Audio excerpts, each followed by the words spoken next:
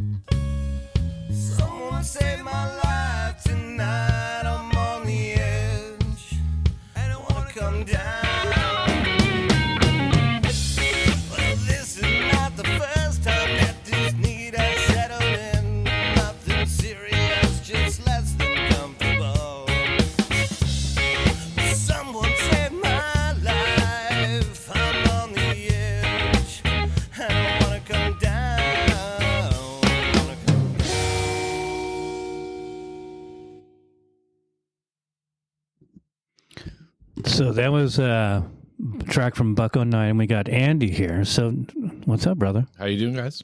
Doing good. How about you? So what track is that? That is Less Than Comfortable. I wanted to open with that one because I wrote the music for that one. Oh, really? And then it barely didn't make it on the album. Oh, really? So Those bastards. the guys were we were all going like, we just needed like 1 or 2 more tracks, and I'm like, I showed them the track a while back, and they really liked it, and I was like, what about this track? And Yeah. they were like, yeah, let's do that track. So immediately we just wrote it in like 2 days. Oh, really? Yeah, once Pebsworth put the lyrics in and everything else, the formula was already there, so we just went and slapped it on the record. It seems like it's more like you would have taken more time to layer it up and everything. I mean, that's Yeah, it was a really fun song. It's one of my so favorites. it just came easy. Mm-hmm. Oh, that's amazing. Yeah. And again, so the people know you're on bass on it. Yes.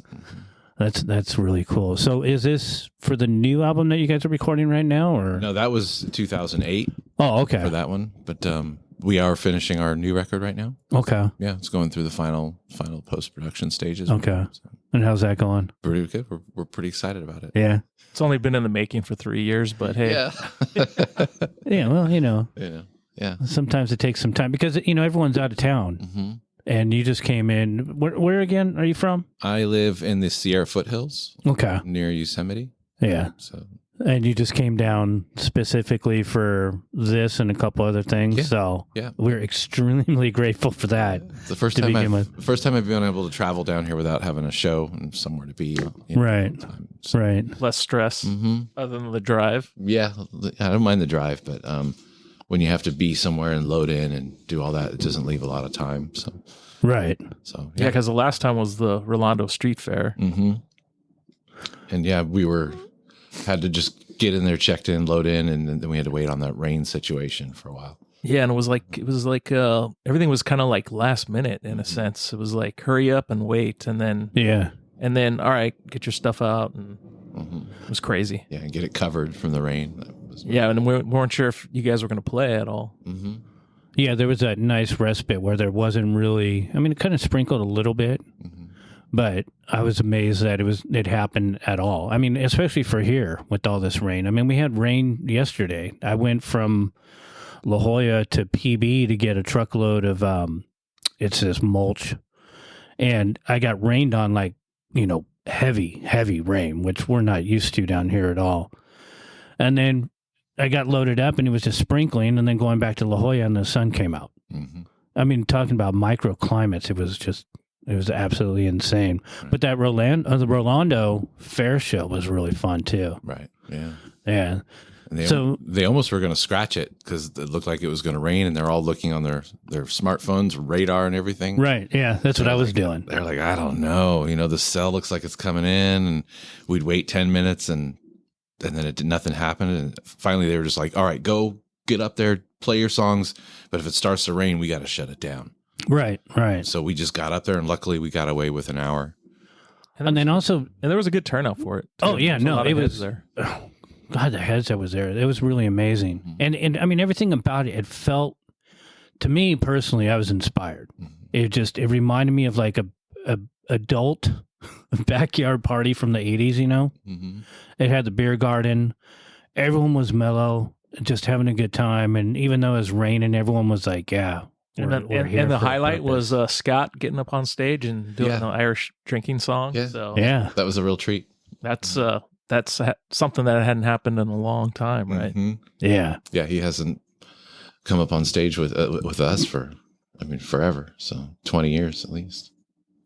So he's never been on stage with you guys Right. since you've been in the band. Yeah, I can tell. It was just really cool for John to invite him up and sing the lyrics. I could tell he was really stoked about that too. And his kids were there and Mhm. got to see him perform. And Yeah. Got to prove that he was actually in the band and he knows how to play.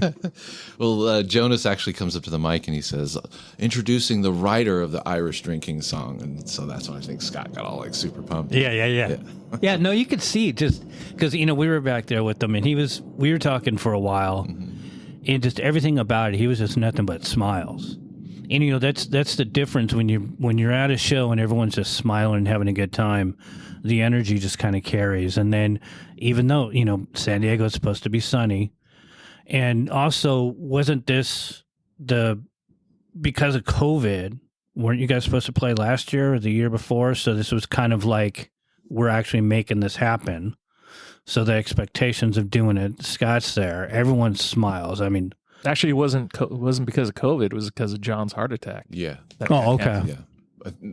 I think the first original reason in 2020 was COVID. Mm-hmm. We were supposed to play it like within 2 or 3 weeks, and then they said they canceled everything. Okay. And then the following year we were supposed to play it again. John had his heart attack, so then we had to push it back. Because we actually had a tour lined up Mm-hmm. in 2020 it was like 4 shows, I think. Yes, I think it was in March. The ones we had to cancel. We had to cancel those Yeah. as well. It was just the Arizona, Vegas, San Diego, LA run. Right. And then we pushed the 2-week the tour with Mustard Plug back. Yep. And that was because of John. Mm-hmm. Yep. Yeah. And all this while trying to squeeze in recording time Right. when everyone's in town. Together. Well, we kind of do like an impromptu rehearsal. Mhm. We'll do some stuff there, but most of the time, all the writing and recording is done remotely. Oh, okay. Yeah, in our separate homes. Okay. Because of the fact that I've got all these projects going, I'm trying to juggle all that. In the room. I mean, I can sit on, we do this. We'll sit on the couch and we'll just kind of lightly play with my little practice amp. But for me, I have to be plugged in. It has to be loud to the point of where I should probably wear earplugs. And I get that energy. So how is it recording remotely? Because to me, it just blows my mind, especially with how many people are in the band. Well, for Andy, it's pretty good because he has a recording studio set up in his house. I do. So you go in there and it's like, Yeah. you don't, In your skimpies or in your fuzzy robe, like whatever time of day, you do it on your own time. yeah. And that's what's That I can appreciate because I was actually going to wear my slippers all day today Mhm. and a robe so I could be super casual. Oh, you're gonna dress up today. Huh? Yeah, exactly. No, I'm not wearing a bright green construction shirt, so that is kind of dressing up for me. Or my freaking That goes for both of us. I know. Or my vest. Some Yeah. high vis wear, you know.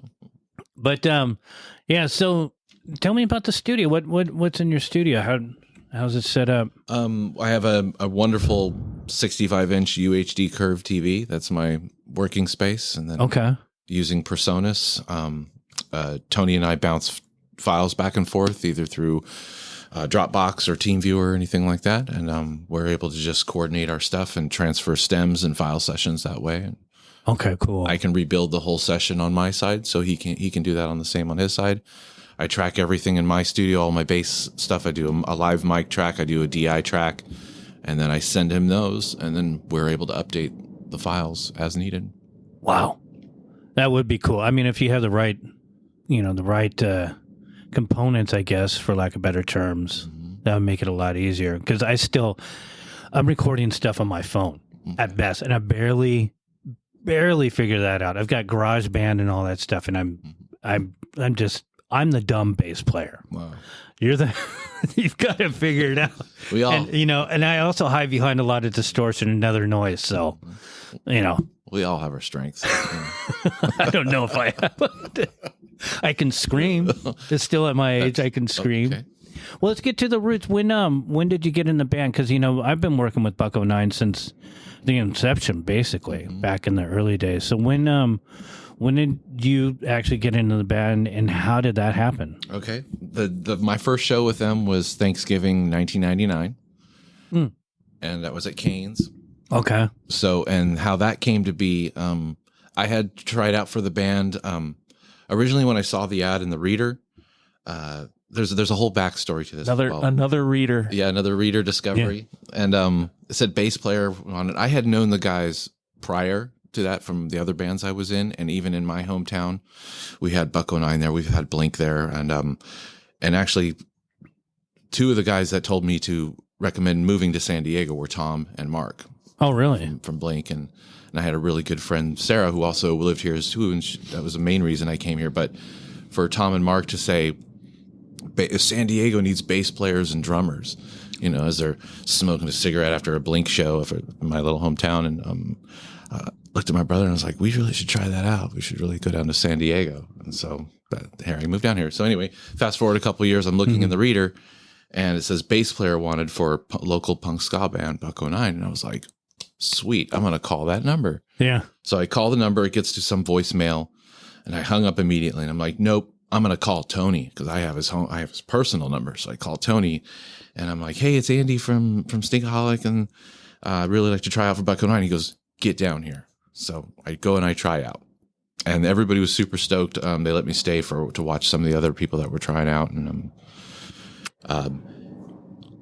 it felt like they were going to take me at that time. Right. But then they discovered John Bell, who was just getting out of Unwritten Law. Right. So they said, hey, Andy, we're going to go with John Bell. He's got a lot of experience, all that good stuff. And I was like, okay, that's fine. I just kind of wrote it off and went back to work as I was here in San Diego. And so they were on their East Coast tour with John Bell out in Pennsylvania, I believe it was. And apparently John fainted on stage during sound check and everything. He was placid white and he had some kind of medical condition. Right. And as the guys were driving back from the East Coast, my phone rings. And it's Tony saying, we're going to be in San Diego in 5 days. We have 25 songs on our set list. Can you do this in 5 days? And I said, absolutely. It's like the old Rollins. Never say no. Mm-hmm. Just say yes and then figure out the logistics later. Mm-hmm. 25 songs in 5 days. Were you already I guess versed in some of the songs enough to? Well, as a bass player, Scott was a major influence of mine when I would learn to play a lot of, especially walking ska bass lines and stuff. Yeah. Yeah, but I just got in my garage and I just played the set every day for those 5 days. Yeah. And then I'm super nervous when I'm standing in front of that sold out crowd at Cain's. Right. And I believe it was their 8th anniversary at the time, which right now we're celebrating our 32nd anniversary. 32nd. So it was the 8th one that I played. And we went up there and we nailed it, Yeah. It was really nervous being in front of all their spouses and friends, and then I could just feel the eyes on me. Yeah. So. Yeah. Of course, especially anytime that you're the new guy. Mm-hmm. I mean, just having eyes on you, in particular can be nerve wracking, but when, 25 songs, I'm coming in, that would drive me up a wall. Yeah. But if, sitting in and just working the songs for, the good 5 days that you were allowed, and you just came in flawlessly and was welcomed in, and then was there like a test period? Like, can you pull off this gig? And then if you pull it off, or was it just like, no, you got the gig, let's do this, and then we're going to go? Yeah, that's pretty much was my induction right there. Wow.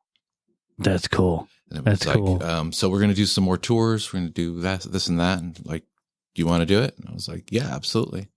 Wow. I was on board. So. What other things were you doing then? Did you have a day job that? Yeah, I worked in restaurants and stuff. Okay. I was working at a restaurant in La Jolla up there, being a room captain's corporate, training server up there. So. Oh, okay. Food and beverage has always allowed me to move around. To have the flexibility to tour and okay. Yeah. Yeah, that's pretty important if you go into a gig because they're already established and they have things lined up. So it's kind of thrown right in the hot seat, and then that's amazing. Yeah, and ever since I had moved to San Diego in '95, I was always playing in 2 or 3 bands at the same time while I was doing my job, while I was doing everything else. Oh, okay. Just looking for work, looking to get out and play. Okay, so you were looking for a permanent gig. Well, let's go to the roots. Let's do the dive, the deep dive. And when did you get into, what inspired you with music, and then what inspired you to get on the bass? I remember when I was a kid, my mom made me take acoustic guitar lessons, and I hated it. I had another feeling. I could relate. I just hate it. It felt comfortable, but everything felt uncomfortable at the same time. So I gave that up for a while, and then my younger brother Neil, he was starting to learn how to play guitar, and he was writing letters from Stymie and Sub Society. Yeah, and, rest in peace. Yeah, and some of the guys and like Chuck Treese and all that stuff as well. And he started playing guitar, and I was like, that looks really fun. I want to learn how to do something. I saw a bass in one of our local music shops, and I was like, what's that? Yeah. And I put it on, and I instantly connected with it. Yeah. And it was this like lightning shaped red bass. the most hideous instrument you could think of, and I Most metal. yeah, it could have been right. It could have been like Rat or something like that. But Yeah. but I just instantly fell in love with it, and I started playing it a lot. Yeah. Did you start off finger picking, or do you use an actual pick? Both. I had a guitar teacher for a while, for about a few months, just to teach me the roots and the basics and stuff, and then I would show him the CD I had of Primus, and I'm like, I want to learn something off this record. And he listens to it, and he goes, yeah, Andy, I don't know what this guy's doing.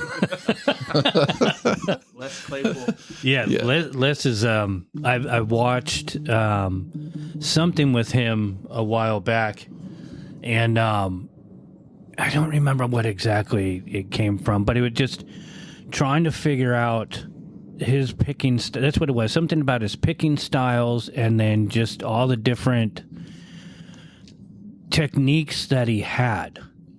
It was like if you pick one, you can kind of learn that. But he's got it was a tutorial on slap bass, because I play with a pick, and the only time that I'll finger pick is if I lose my pick, and then I'll be able to carry it, and then I usually bloody my fingers and try to get a pick as quick as possible. But Les's techniques, there's so many different ones, and then combine all those into one thing. But as a kid, hearing him, even me when I was younger, trying to play the bass, it's like, this guy's like, this is incredible. You don't even need a guitar. You can just sit there and do what he does with even someone playing on a pot and pan, and you're done. You're in.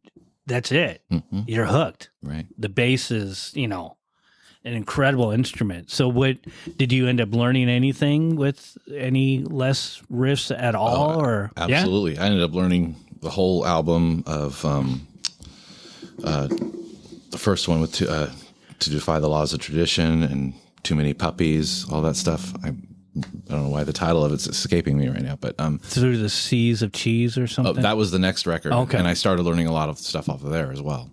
Really? And then I traded in that old lightning bolt bass, and I got a Warwick. Okay. Something a little heavier. Yeah. And it kind of had that growl and tone that because there's no way I could afford a Carl Thompson at the time. Yeah. But and what age were you when you were going through? What age were you when you first got your metal bass? Oh, I would have probably been 19. Oh, okay. Like that, 18 or 19. Yeah. And then just started progressing from there. Finished high school, and then I had a Rickenbacker also at the time. And, oh wow. And as I was doing all the stuff, we moved to San Diego. So okay. So would that be Frizzle Fry? Fizzle Fry, yes. There we go. Yeah, that was. I knew how to play that record front to back after a few months. Wow. So you really just pick it up, right? You just. And after my guitar teacher was like, he's like, I don't know what that guy's doing, and I was like, okay, well then we're done here, because I had got to that point to where I knew the scales, I knew what we were doing. Right. I want to learn all this other stuff, the slap pop, the finger picking, the nail strumming, all that stuff. I just went nuts into that. Really? Did you ever do a band where you were doing some of that? Not like that kind of texture stuff. That was like studies. Right. Like, when you want to learn quantum physics and stuff. That was when I was like, okay, I'm going to play some Primus. Yeah. Oh, that's interesting. Yeah. And then in my stack, I also had Red Hot Chili Peppers, Sugar Sex Magic. Mm-hmm. I had some Metallica albums, Pearl Jam. That's all the stuff Nirvana, all that kind of stuff I just started diving into. Okay. And then I was a big fan of the skate punk stuff as well. Right. So Chuck Treese would send some messages through my brother and stuff, and he would send us like some demo cassette tapes, like the stuff he put on the Powell Peralta stuff. So it was really inspiring. He got us into a lot of that Gallop punk. Yeah. So then I started finding bands like Lagwagon and all the Fat Records bands, and of course fell in love with all those bands. And did you skate? Yeah. Do you still skate? At my own risk. Yeah. Measuring at my own risk. But my brother and I, we used to chase pro skaters with the video camera and film them and put them in movies and stuff. So. Oh, really? Mm-hmm. Yeah. Wow. I had no idea. Shout out to Chad Muska if he ever hears this. He was one of my last clients I worked with. But and down here when he was living in PB and all that. I think so. We were living in Tempe at the time and doing a bunch of work out there, but we would drive to San Diego and shoot here. and then go back. Because Muska used to live out there. Mm-hmm. Okay, so were you pals with him from back in the day when he was? He just started skating around with the crew that we were skating with, and we were filming some guys and stuff. I heard on the 9 Club, shout out to that podcast. He was talking about that, and now I think he had brought you up even by name because he brought up that crew. Mm-hmm. And the funny thing, because I listened to the 9, obviously I'm still really heavily into skateboarding. And, Muska is kind of, it's the Muska. Mm-hmm. We have one of the decks we have up in the bedroom is one of the ones that he did when he was on Element. So and it's probably one of the most expensive skateboards we have in the vast collection we have.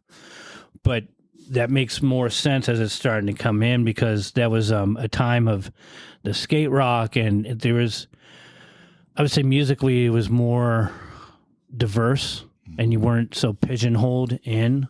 So with your bass playing style and what you were coming up with, it was fairly diverse. Mm-hmm. So when did that transfer into where you started to get into ska? Well, up in the mountains, I was managing a family business up there, our bakery. And every time we were closing the restaurant, I would have Buck-O-Nine playing on the sound speakers. And we get a lot of tourists and stuff. And sometimes people will be like, yeah, I'm from San Diego, Buck-O-Nine. You guys, that's rad. Mm-hmm. And I just kind of had it in my rotation with everything else. Yeah. I just love the energy. Yeah. And so, and then the band my brother and I were in, Stinkaholic, we were the local guys up in our little town. And so we learned how to book bands.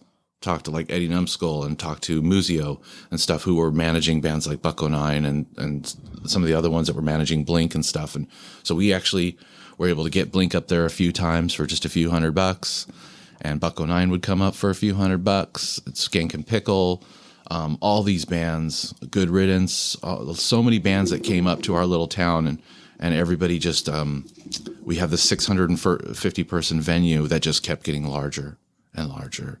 Until we were selling out shows. Yeah. Now 1,000 people are showing up to a 650 person venue. Now 1,200 people are showing up. So then the town was like, no more. That was all in Oakhurst? Yeah, that was all in Oakhurst. And you're promoting those shows, right? Mm-hmm. Yeah, my brother was doing most of that. My brother Neil was doing a lot of that stuff. I was driving him to get the insurance stuff, and he wasn't old enough to drive. he was basically the talent buyer. Mm-hmm. And did you guys have to rent the venue out, or how did that work? We had to rent the venue out, the security. We had to have an ambulance standing by with paramedics and everything just in case. You guys were like on top of it. Yeah. And then we'd walk away, with a lot of money. We never had an ambulance standing out for us. No. Even if one was called for whatever reason, they would just pass by. We didn't want them to be there. No cops, no ambulance. And after a few times, it's just our little town just started getting 1,200 kids coming to see this punk rock show or ska show. Right. And it was a little too much for our little town at the time. Oh, I can imagine. It was too much for this big town back when I started doing it down in Union. Mm-hmm. But we were in, down in the gut of downtown San Diego, so it made it a little bit easier, out of sight, out of mind sort of thing. But that's really crazy. Mm-hmm. I mean, our lives are basically parallel. You got booking shows, skateboarding. Working with Eddie. Mm-hmm. Yeah. Yeah. Yeah. Talking about Numskull? Yep. Yep. Mm-hmm. That is, so shout out to Eddie. Yeah. Oh, yeah. Get him to listen to the podcast. Yeah, I haven't seen Eddie in a year. Yeah, when I left the other day, he's promoting a Descendants show down at one of the local Tioga Sequoia breweries down there. So he's got the Descendants coming back. Oh, that's cool. He pretty much does like Bakersfield too, and still does Ventura. Mm-hmm. He used to live in Camarillo, but I think he's out of the country now. Yeah, but still bringing in the legendary bands. Oh, yeah. That's crazy. Which Eddie, shout out to Habeas Corpus, which Eddie was in back in the day. Nice. So let's go back to, obviously, but there's so many parallels, and I've got a ton of questions now, but I want to get back to, so you start working, you play the show at Cane's. Mm-hmm. How soon did you guys go back on the road and start, pushing forward now that you've got your new home? And did you have... Actually, you're jumping ahead. Why don't we talk about Stinkaholic? Because you guys played Soma Metro. Mm-hmm. So yeah, we need to bring up that. Okay. Yeah, we were having a great time playing Soma Metro, and that's where I met you guys, Yeah. And that's when I first started getting a look at the scene. And then we started going to those New Year's Eve shows and stuff like that. And I'd see Bucko 9 up there.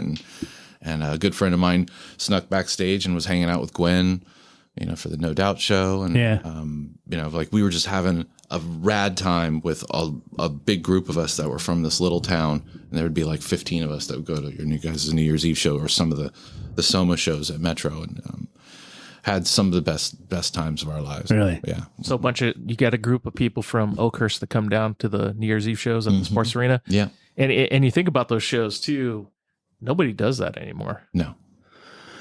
Yeah. And the mix, other than, like these big festivals, but that's not the same vibe at all. Mm-hmm. Yeah. It wasn't corporate. Right. Yeah.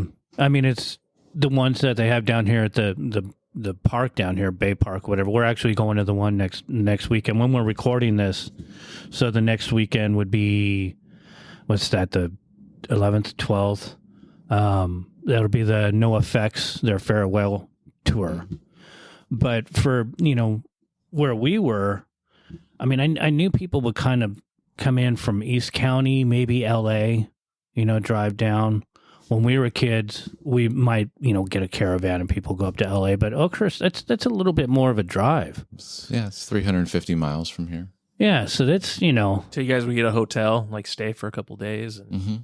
Well, actually, at that time, you were living down here. Yeah, right? some of us were living here, so they would bunk up. Our friends would bunk up with us, and then we'd go having killer time at the sports arena. That's so crazy. And you were doing Stinkaholic. So who's in Stinkaholic, and when did you guys start that band? My brother started it, and I think in 92, 93 up in the mountains there. Okay. It was kind of like his and our response to very bands that we love, like Operation Ivy, and of course a lot of the punk bands. So we were pulling that kind of thing for a while, and it was just a way for us to express ourselves. And we played a lot of backyard parties up there in the mountains and stuff, where it's just people with baseball bats and they're swinging around the pit and stuff, and like just some really hardcore scene in there? unsupervised stuff. Yeah. Oh, yeah. That reminds me of the 80s stuff. But even, now there's there's a sewer shows and there's some other shows that are still kind of outdoors. And I hear there's a few house parties going on. But would you guys ever have a problem like up there with any violence or anything? Was there like a skinhead problem like down here? Or No, if there was, it was more in the Fresno area at times. Okay. But our project didn't promote that. It just kind of got everybody excited, and Fresno's always been a pretty violent little city. Yeah. A lot of gang type stuff. That's crazy. Was there a lot of bands?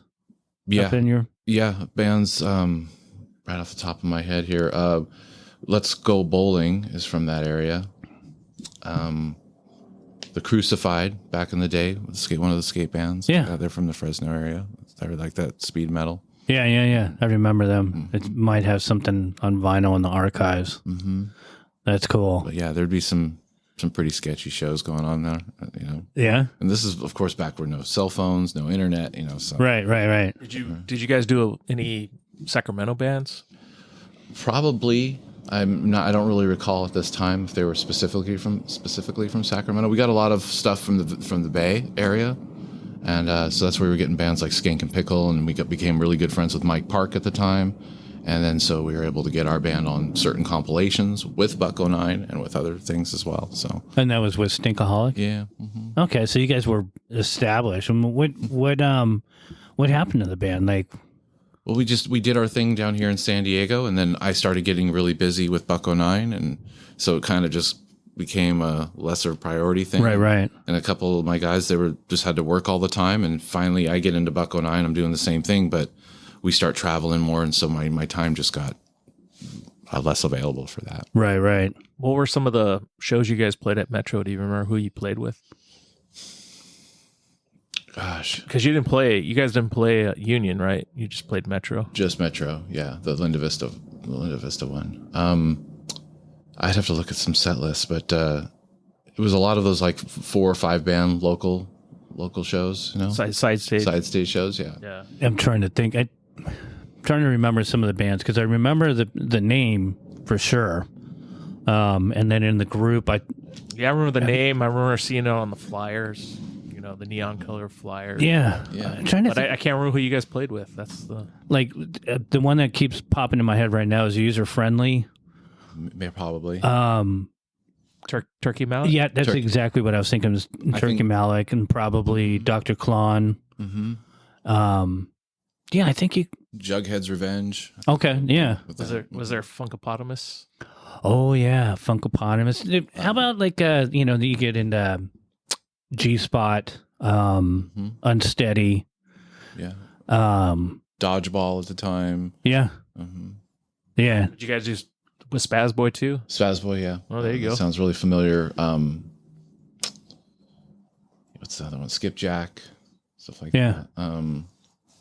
Yeah, I mean, man, it's just like trying to dig that far back in the memory bank. That's the thing too, because throw out to Chad. yeah. Speaking of, by the time if he ever hears this, Chad, you were supposed to text me back there, brother. But yeah, it's funny because talking about the '90s bands and what bands are still kind of around. John, who's now in Beta 7, he's been trying to do some things, and so we talked to Dodgeball. I sent a message out to Skipjack, and because Skipjack was going to start playing some shows again. But it seems like a lot of the '90s bands have either kind of matured and gone into different projects, or it's just another one of those things as we get older, certain people just can't play anymore. Where Buck 09 has been around literally, 32 years, right? And you've been in it for over 20. 23. That's, that's impressive. And still playing, still recording. We've got two vinyl in there. The latest ones, was it, Jerry? That was a live album. Yeah. And we got another more recent one because my wife's a huge fan. And we've actually turned on some other kids that we know onto the band. And so you've got quite the history. You go in from Stinkaholic and playing with like all the seminal '90s bands to playing with Buck 09, which is an always headlining band. So you've been able to tour and all that. And how many albums have you been on with them now? With Buck 09? I think I'm on four or five now. Okay. Yeah. And still touring. Yeah. Well, like when I joined them in 99 into 2000, it wasn't till 2008 did we put out another record. Okay. So it was kind of waiting 8 years. Yeah. And then between Sustain and Fundamental, it was 12 years. So almost in a 20-year period, we only did 2 records. And why is that? Because we're, I don't know. Scattered. It takes us a while. Everybody being pretty much far apart too. That everybody's spread out. So in the 2000s, we all lived here in San Diego, so we just didn't really. I think after the departure of Scott and John Bell, I think we wanted to just kind of have fun for a while, right? And just play a bunch of cool shows, and that's what we did. We went to the UK. We were traveling a lot.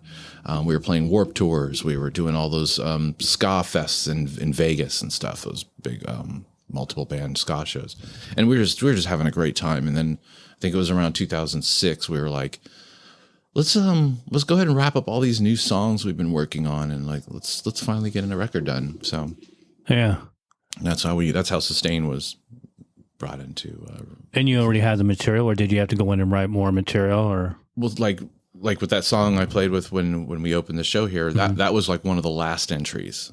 Oh wow! Okay, we just needed like 1 or 2 more songs, and I just kind of pitched that one in there because I had showed Tony and the guys before, and they were like, "Yeah, that sounds like a great song," and then it just kind of got put on the back burner for a while. Right. And then we really woodshedded a lot of those songs, like. So many times, and John would drive down from LA. He was kind of living in LA at the time, working with Side One Dummy, and we were just able to put the work in and get that one done.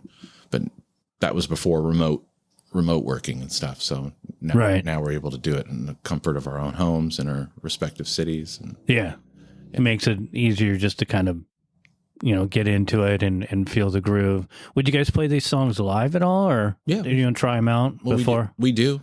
I mean. There was one time when we released Fundamental, we were playing a show with Thierry Dread at the Music Box, and we all talked about playing this new song we had called "Don't Be Afraid," and we had never played it together. So that was our mission, was to play that song. After learning how to do the remote recording process, that was our test. Right. We're going to play this one song that we wrote live at a show with zero practice. And we pulled it off great. That just gave me chills because I'd be so freaking nervous. Well, What year was that? That was, probably 2016, 17, if I want to say so, at the Music Box. And but it kind of brought back that new energy. Right. You know, it wasn't like, okay, I'm just doing this again, you know. Right. As maybe some of us do. And it just was like there was nervousness back. It was like, are you ready? Did you practice the line? Did you practice the line? Are you going to do it? Are you going to get that turnaround that we talked about? Okay, you got that? We're going to talk about it. Okay, let's go. It's kind of like lighting that little fire, and everyone just kind of little confident. Challenging everybody. Right. And yeah. I document a lot of our live performances. So I, for my personal thing, and I watched it back and I showed the guys and I was like, look how perfect we played this. This is how we can move forward with moving on. And if we have to move into different cities, this is how we do it and still do what we do. Right. But not be together. That's cool. That's really cool. It's just really changing with the times, like everything else. Right. Yeah. I mean, as we get older, we have to adapt to many different things. I mean, it's, going back to just touring and having a job and being able to be in a band, to be in a productive band and to be able to tour, to be able, you either have to make accommodations in your life and you have to have, a home life that you can work with to be able to do that. Like when, Jerry's going onto the road to work with you guys and to be able to go and do those tours, there's, logistics. It's not like as kids. That's why I never went on the road. I had the club to run. That's all I did. So my bands always took second seat to everything. But then whenever I get a chance to go and do it, it'd just be like an onslaught of all this pinned up energy. And we might do a show and then not do a show for another year and a half, 2, or that might be it for the band. So being older and being able to find a way to function as a band, you've found all the ways to accommodate, the different lifestyles.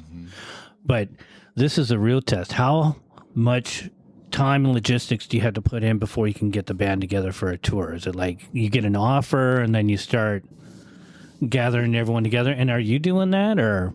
We have a booking agent, Dave Romano, and he sends us offers, and then pretty much we send it to everybody in the band, and if everyone can do it, then we move forward with that.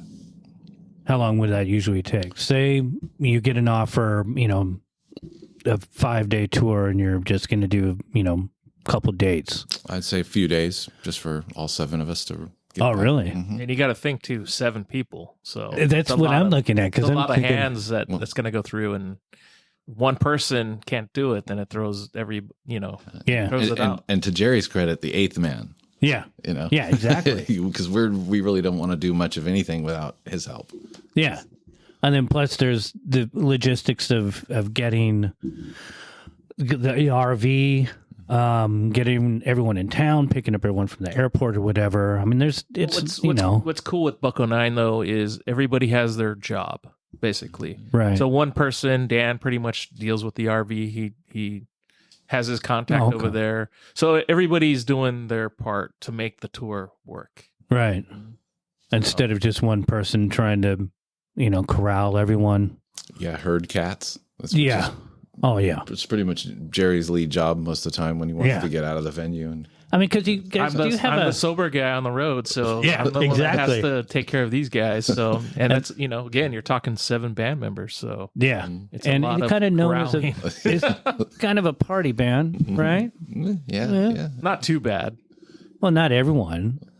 Some of us have got better, and some of us have got a little worse at it. But yeah, I always try to help Jerry and like, come on, guys, let's get this thing going. He's got to get to the next venue so he can rest and relax, and the guys just want to stand around and party and hang out till 3 a.m. and we got to drive 8 hours. Yeah, you can drink in the frickin' bus. Come on, guys, I got to drive.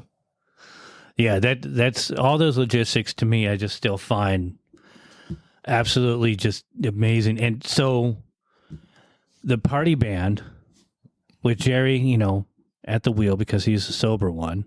you guys are doing your gigs, and the touring part. Now we've heard some stories about overseas from Dan and Jeff. Yeah.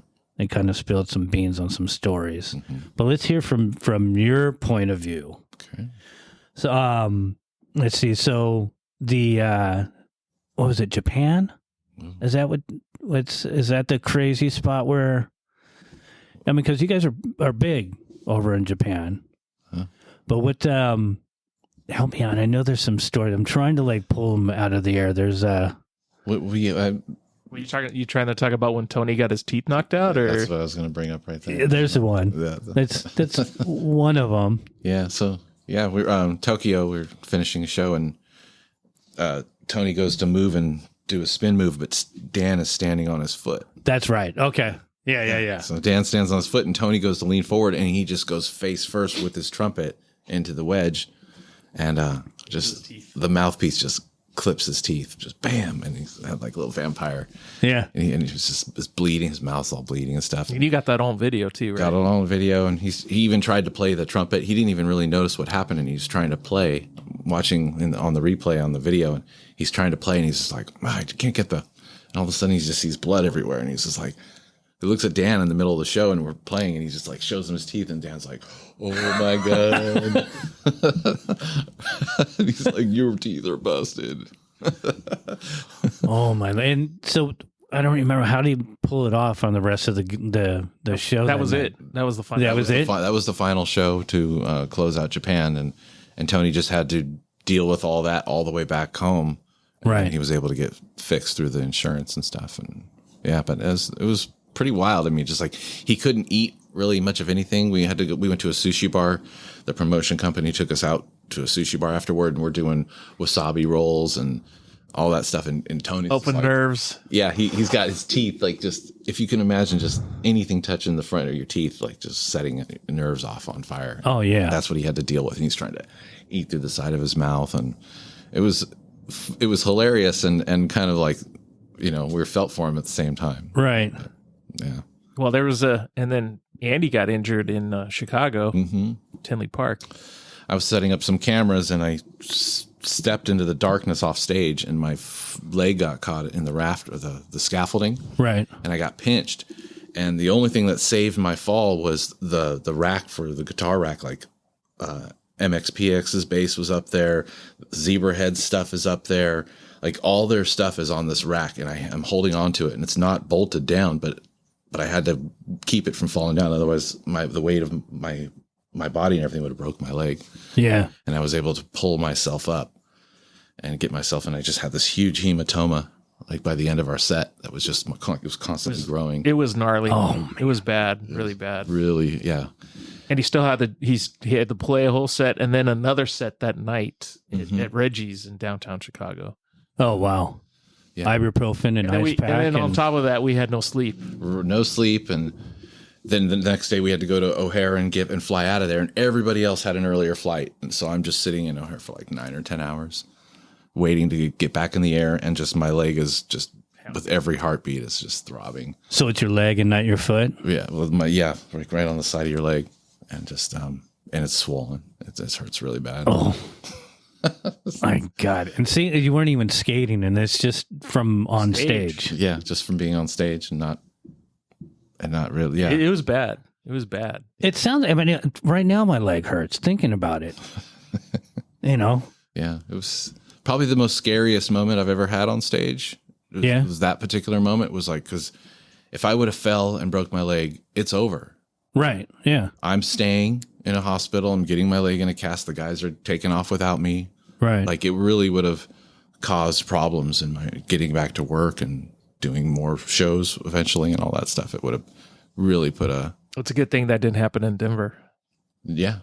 Well, at anywhere, even in Chicago. But I mean, because that was the start of that run.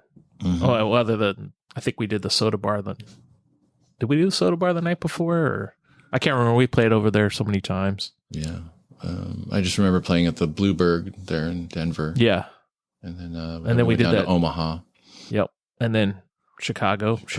Twice. Actually, we stopped in for 2 hours in Iowa to sleep. Right. For 2 hours. Yeah. Oh, wow. Just to take a nap. That was horrible. I mean, poor Jerry. He's a champion driver. You know. Well, I know. I mean, he drives down here to do the podcast. That's why when I explain to people about scheduling, they say, "Oh no, well, can next week work?" Mm-hmm.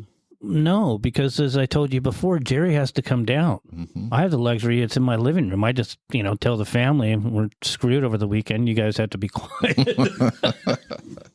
There's logistics that have to work out, and that's one of the things that, for me, because I've never really been on the road. I mean, the only time that we did anything was early days. I don't even remember what year it was. It's either 88 or 89.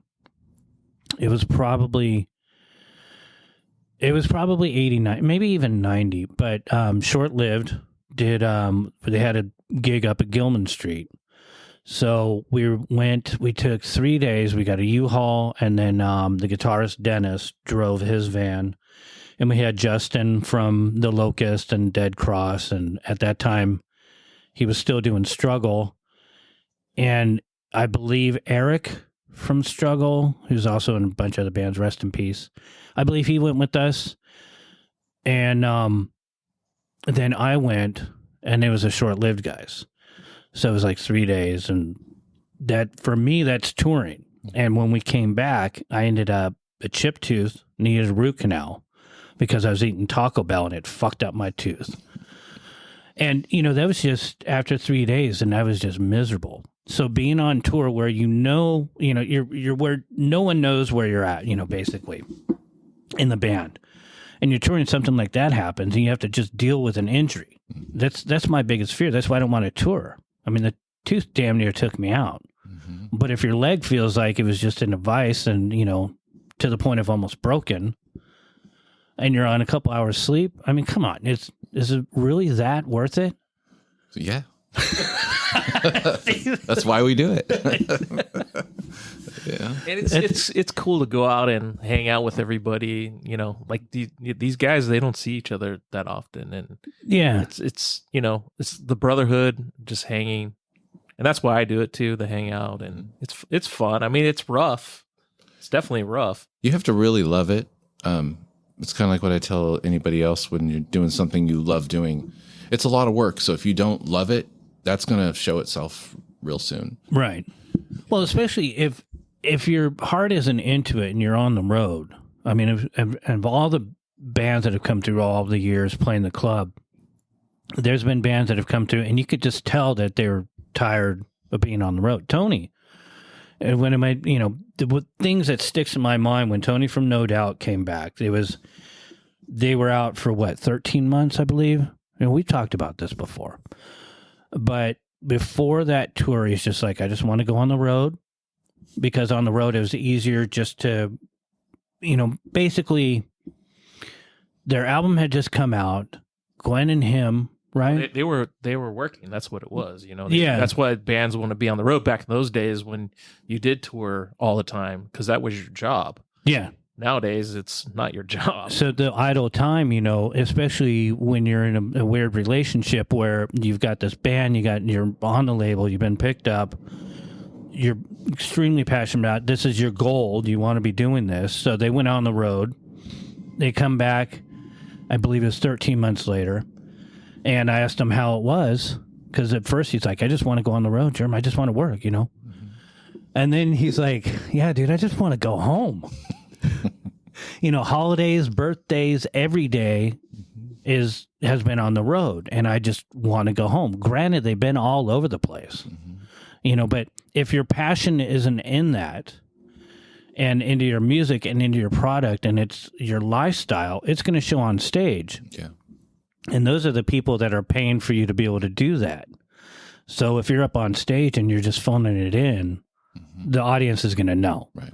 They're not going to buy your merch. They're not going to buy your records. They're going to get burnt out. They're not going to come to your shows. So it takes a certain type of person to be on the road that much. Well, you gotta, it's family. It's basically a marriage in a sense, because everybody's got to get along. If you don't get along, it ain't going to work. Yeah. It's just not going to work at all. That's the one thing that I always found curious, because back in the day, Deadbolt had asked me whether or not I'd be interested in going on a European tour and doing bass for him. And granted, it was at a bar and we were all wasted, and I just told Harley, I'm like, yeah, I'll get back to you. I thought about it, and I actually asked my friend Miriam about it. I said, what do you think? And she's like, well, I don't know. And by the time I got back to him, he had already found someone.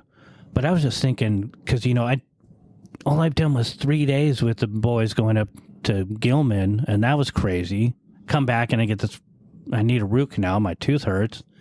In Europe with Deadbolt, I think there'd be a lot of drinking, a lot of partying going on. So you got to find that balance. And if you're not comfortable even on the onset with a band, it has to be family, or else you're just, that's how bands break up on the road.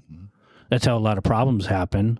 Have you ever had those insecurities? Like, we're going to go on the road, we're going to be out for so long, and it seems like you were always just the consummate, just like professional about it. I think all of us really embrace the idea of cherishing what we're doing, Okay.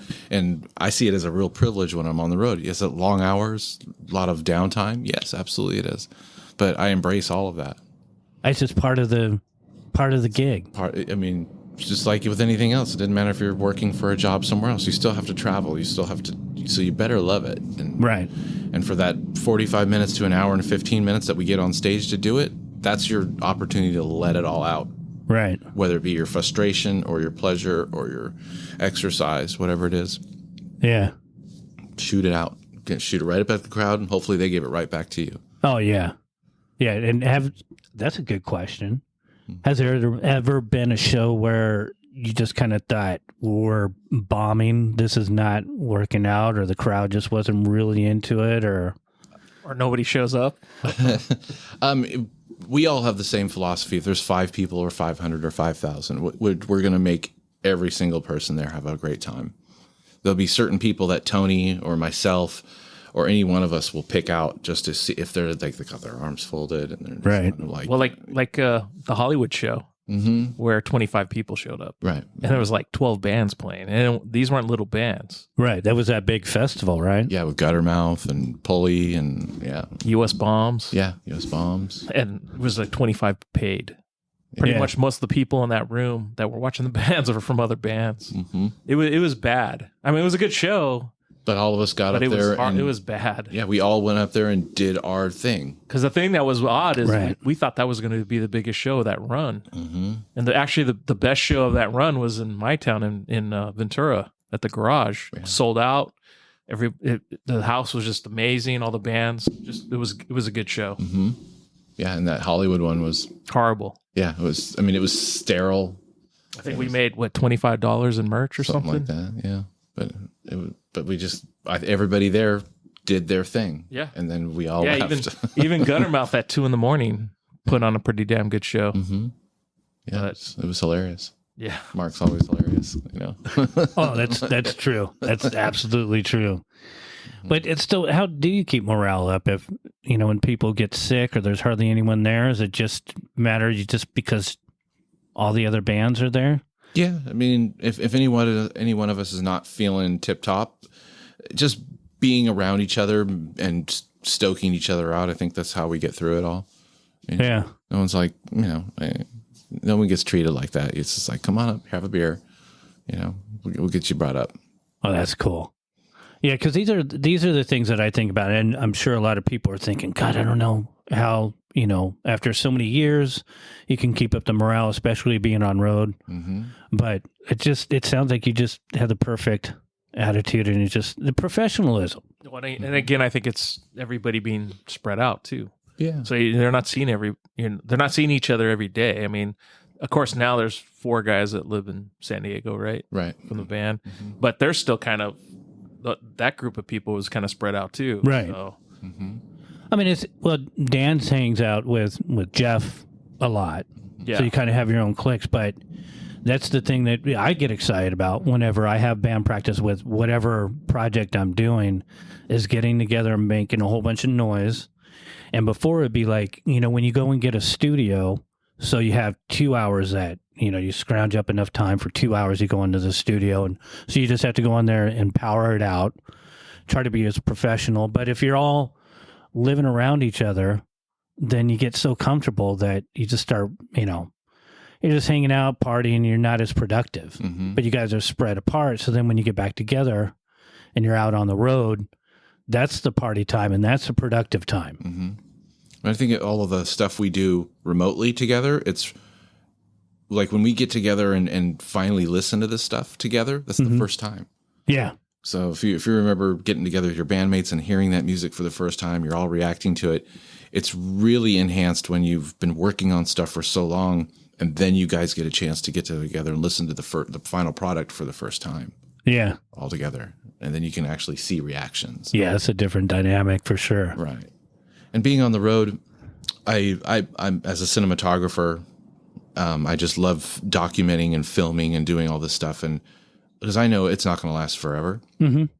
And I find peace in making these documentary videos. So I have something to reflect on later and relive the touring again. The historian of the band. The what? The historian of the band. Yeah, that's right. Yeah. Are you doing anything with that? Are you putting together, is there a YouTube or anything that are you just stocking footage right now? I make episodes of each tour.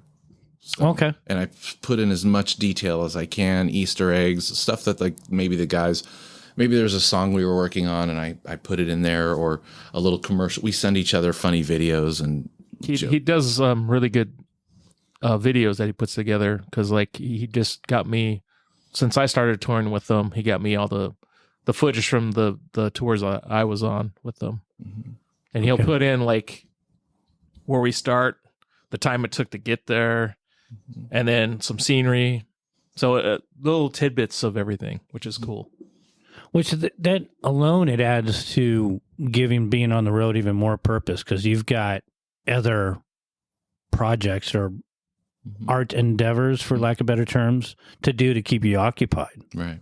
Versus, just someone that's on the road and they're waiting to get to the next gig, maybe do a couple interviews, which we'll get to that in a minute. But when did you start touring with them, Jerry? I actually was doing stuff with the Suicide Machines, and then I saw these guys, and I'm like, you guys don't have any help? What the hell? So they were all everybody was taking turns doing merch, driving, whatever. Right. I'm like, that can't be that fun. So I hopped on with them around. What year was this? Actually, I saw them. We did 2 shows at the House of Blues, Suicide Machines, with Goldfinger, and was it Suburban Heroes or whatever that? Yeah, I think that's the Anaheim. Yeah.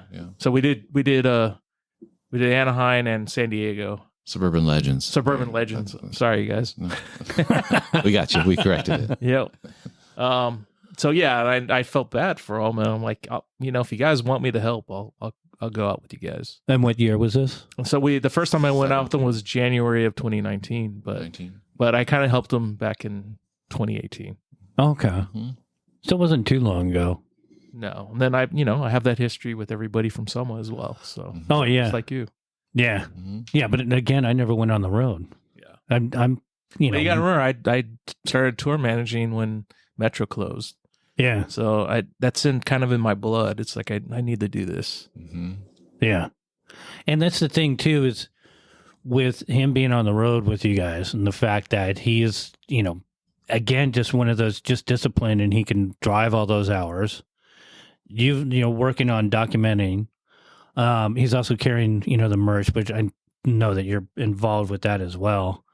So when you guys are at sound, this is one question I always like to find out about. When you guys are doing sound checks, do you go in and play a song that you're going to be playing on the set, or do you work on new material and work on material kind of on the road? I wish we worked on new material during sound checks and stuff, but no, it's just play the standard song that we play, which is usually like Round Kid, or just like at the club, dial it in, get the marks and get off the stage. Right. If there's a line of other artists that are waiting to get their sound check in, we just get up there, do the stock, get the job done, and get off the stage. Because it's still the same concept where you do the headliner and you do the opener, and that's it. Yeah, but you guys are usually a headliner, aren't you? Sometimes, yeah. If we have the extra time, we'll run through 2 or 3 songs, and hopefully we can run through something new. And you guys did that on the last run we did. Yeah, at the amphitheater, I remember we had like a good 10, 20 minutes to just I jam think out you guys some did. stuff. And, Yeah. Didn't you guys do like 3 songs yeah, something like that. at Garden Grove? Which is the next show? Yeah, on Next July month. 8th. Yeah, Or not 2 months from now. yeah. The Gutter Fest show at the Golden Garden Amphitheater. Yeah, Garden Okay. Grove Garden Grove. It's like with Guttermouth. yeah, you got JFA on there. Oh, really? Yeah. Jughead's Revenge. Heads is on there. Stolic 13. Chaser. I'm really excited to see the band Chaser. That's been one of my. It's like 2 stages, right? Yeah, I wonder how that's going to work. I think they're going to do that inside stage and the outside stage. It's going to be interesting. Yeah, and then it might be alternating. So Is this a one-off gig or is this part of a tour? One off. one off. Oh, that's cool. I'm to see bands like JFA, like back in my old Yeah. days. You know, it's like that's going to be a real treat. Yeah. Again, that goes back to the roots of skateboarding. And the one thing that I'm finding just amazing is because I never talked about skateboarding when I was at the club. It's just, I've always skateboarded, but I never really realized how it went. You know, when I was younger, skate rock was a big thing. And then once I started doing the club, it was just all about music. So skateboarding was, to me, it's just, it's like art. It's just something I did. But now, so many bands have been either influenced from the skate rock albums or just skateboarding in itself that it's able to kind of tie another one of those knots and bring the whole scene together.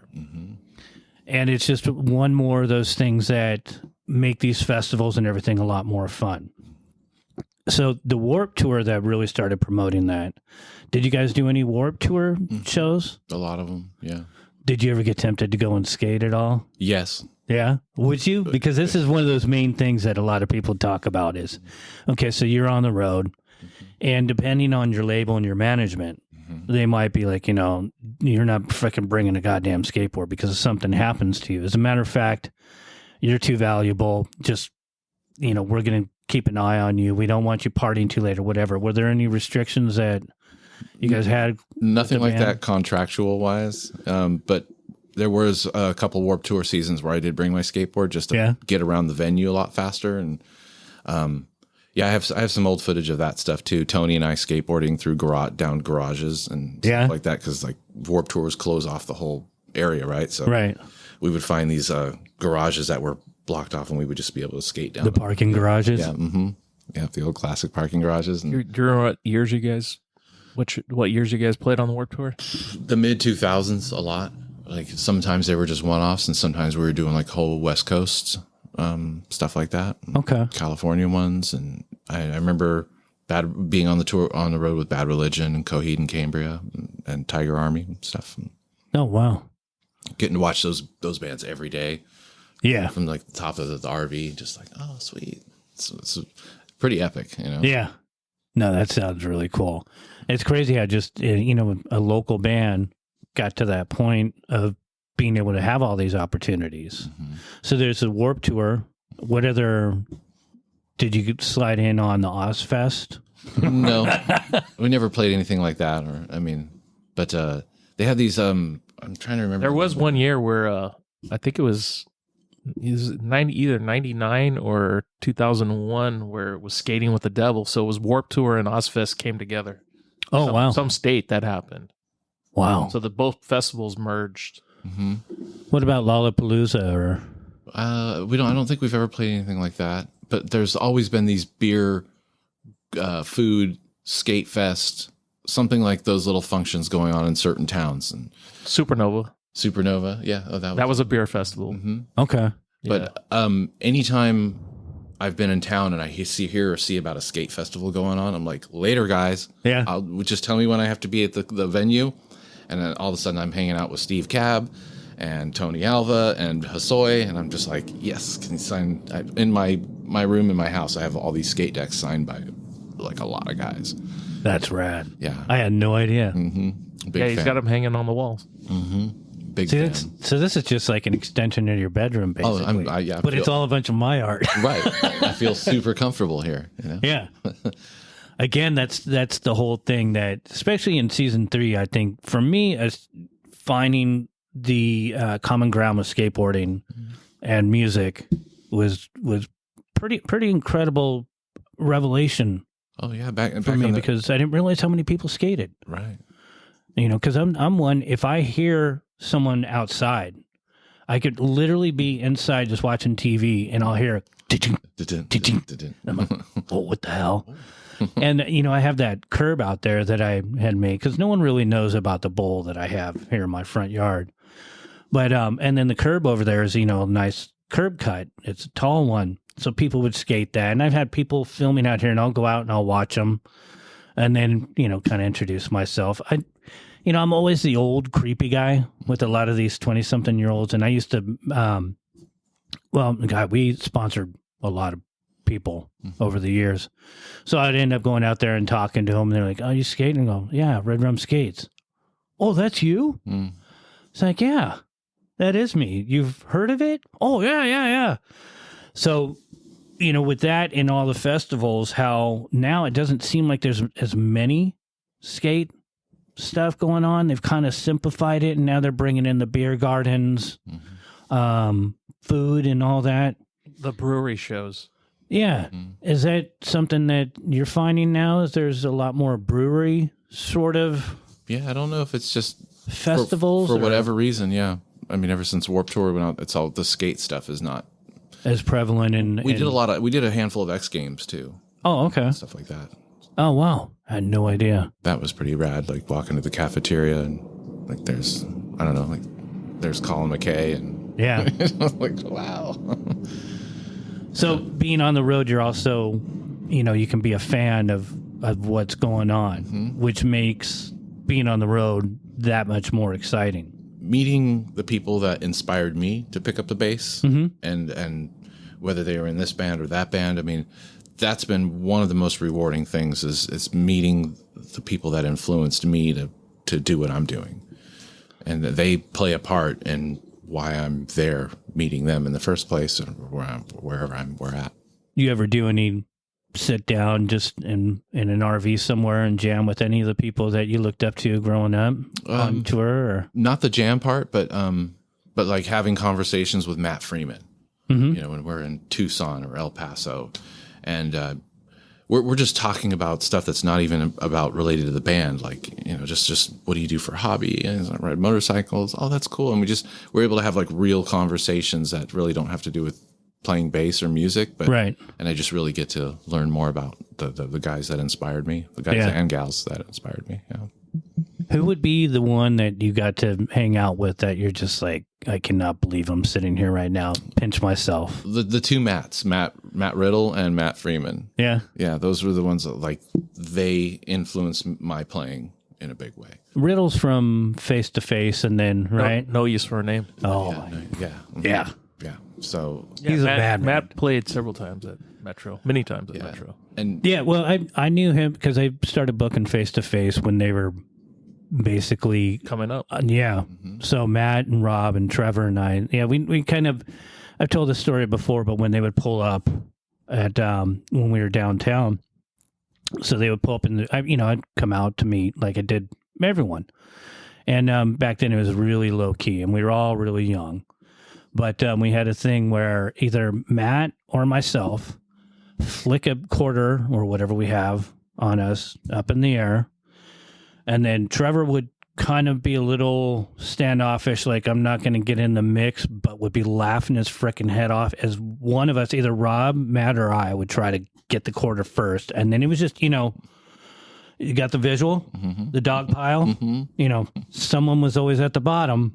Remember the days when they would just drive in with their personal vehicles and park in the back of Metro? Yeah. Yeah.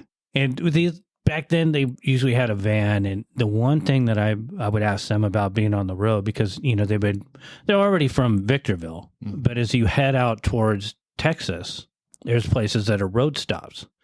And you're just on the road, and you probably recall this. You're just driving, both of you, you're driving, and then all of a sudden there's kind of one of those Adobe bathrooms, and then Rest area. yeah, and a couple We park pulled benches. those many times. Yes. I remember those from being a little kid because we would drive from here out to Texas where my dad's family lived. So I would ask them, roadside tables. Oh, yeah. And that's the way that I could relate. And then we just, started forming a friendship from there. But Matt's, oh God, even thinking about him right now, he's incredible. Mm-hmm. Amazing bass player. Right. I mean, just ridiculous. And it just his persona on stage. And I could just imagine the three of you guys. I would like to be a fly in the wall just because, I've known Matt for years from playing the club with Rancid as well. Mm-hmm. But to see the three of you guys just sitting there, I would be beside myself.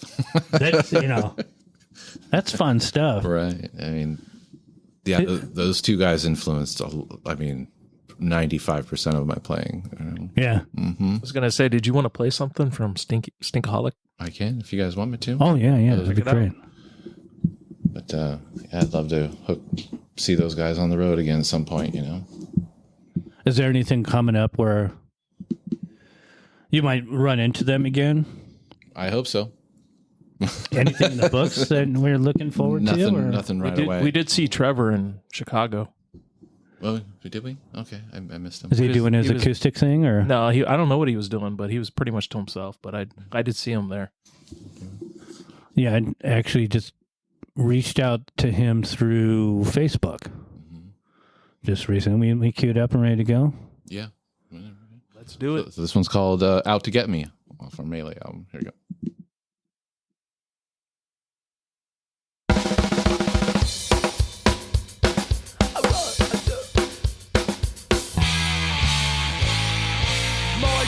From the hammer that they chose, I feel like an advice like a red repeated close. If you're either pointing fingers everywhere I look, I always live my life the same, but I feel this like a crook. Locked up in a jacket, planning for a strand, restrictions for the fly, the don't know swag, we're living in our show, watching our efforts run. Call me cause I'm running, so I got out to get me, get me, get me, get me, get me. Cops coming to drive me down, one over one face running on my earth.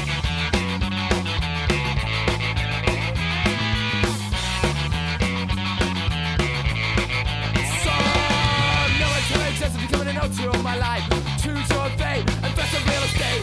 Try to block the matter, speak with broken words I hear, but I still feel like a crook. Locked up in the jacket, got it for a second. The switch is best of life, but don't ask why, cause I'm living in the truth, watching all his voice look. Call me crazy, but it's like a out to get me. Get me, get me, get me. Cops coming to drive me down, running for one day, flying on my earth.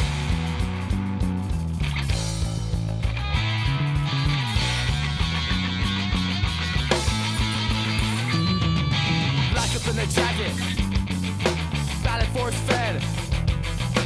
Locked up in the jacket, ballot force fed. Now they're out to get me, get me, get me, get me, get me. Cops coming to drive me down, running for one thing, playing on my get me, get me, get me, get me, get me. Cops coming to drive me down, running for one thing, playing on my earth.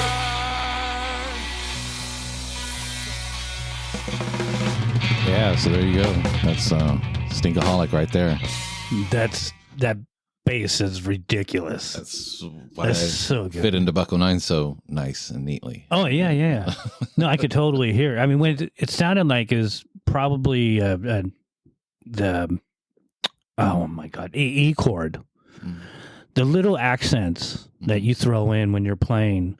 For me, being a bass player, just that one E, I'm like, oh yeah, that fits. Mm-hmm. But it adds that texture. And that's, being a bass player, that's what we have to do. We have to not only be the bass of the music, but the drummer, the foundation, but to be able to walk around like that. So how old were you when you wrote this? So I can, because I kind of have I'd probably be 24. Oh, okay. Ish, like that. It wasn't until 26 when I joined Bucko 9. Okay.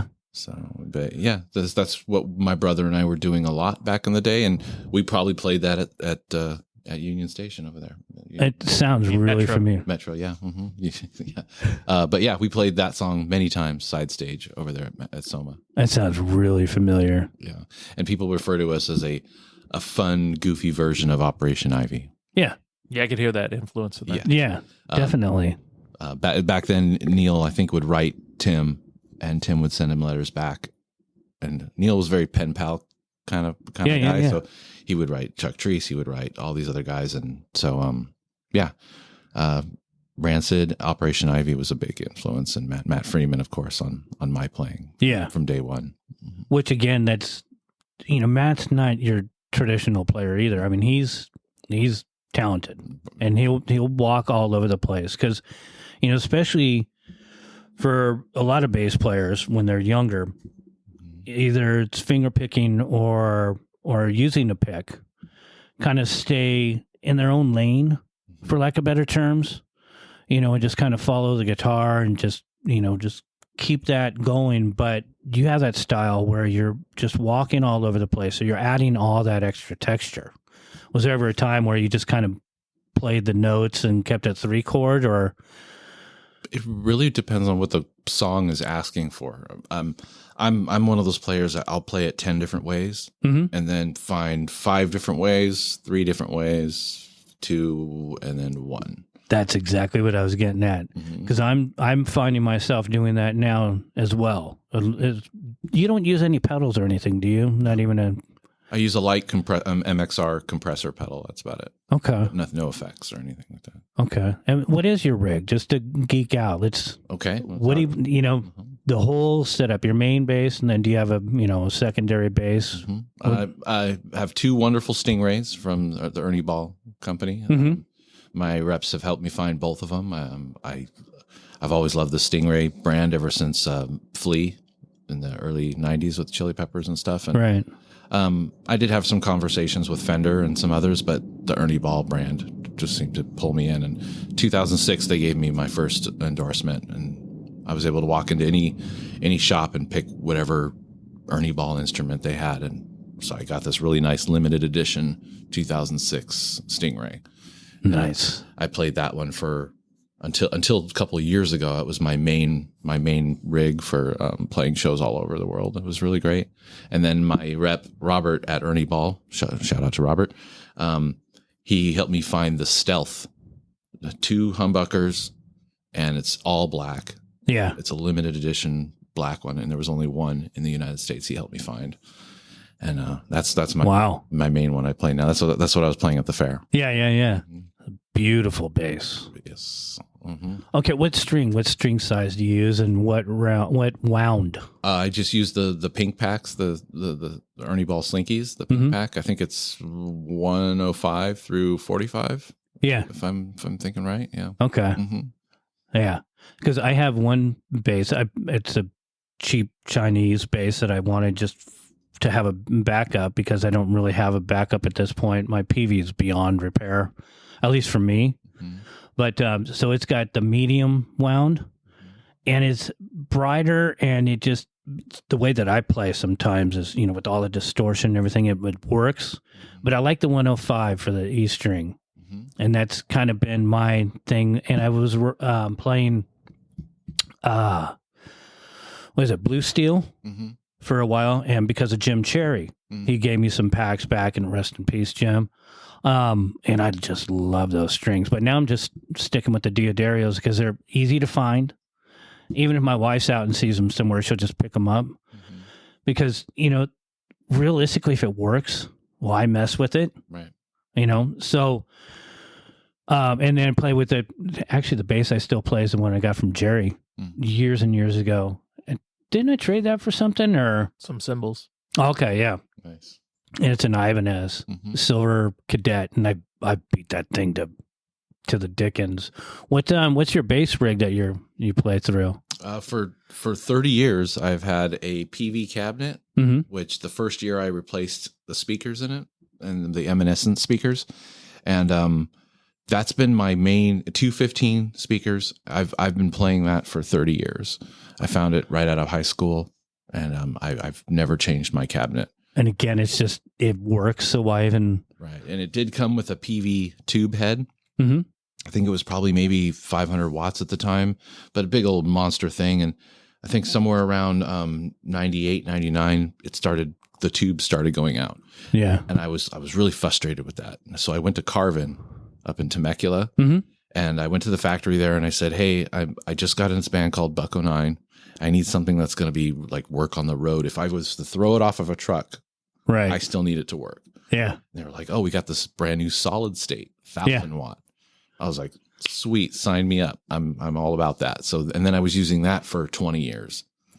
And Okay. so I just retired that one after cleaning it out. On that last tour we just did with Jerry and us, I brought two heads. I brought a brand new Ampeg 500 watt. Mm-hmm. That because I was providing the back line for both Mustard Plug and Omnigon For everybody. for everybody. So for 3 bands, my rig is going The whole tour, 10 shows. Yeah, Wow. all 3 bands are playing my gear. So same with the drum kit. They're playing Steve's drums. Yeah, everybody's Jonas is using our stuff. Mhm. So I brought 2 bass heads. I cleaned out my original Carvin 1,000 watt head mainly for Omnigon and Mustard Plug to probably use. And then I had my 500 watt Ampeg that I just was able to switch back and forth. So at least I had a guarantee of backup. Right. Both heads performed beautifully, the whole thing. I didn't have one single problem. Yeah. Do you like the solid state or do you like tube? I like knowing that those tubes don't need any warming up. They don't need anything. It's just I go direct and I'm using a compressor. So I've got the tone I want right from switching it on. But I like the reliability of solid state. That's, to be honest, that's where I'm at. I want to go through an orange, Mm-hmm. but then again, I also want to get like one of those crate 8x8s. But it's just mainly to add more because I want to run a just dirty channel and then I want to run a clean channel.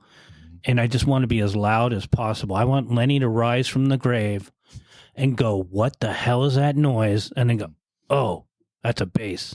And then go back underground and rest in peace. Right. Because I want it to be so loud. And I've actually been messing with my adjustments to try to get a different tone because I didn't literally changed any adjustments on what I've been playing for over 25 years. Mm-hmm.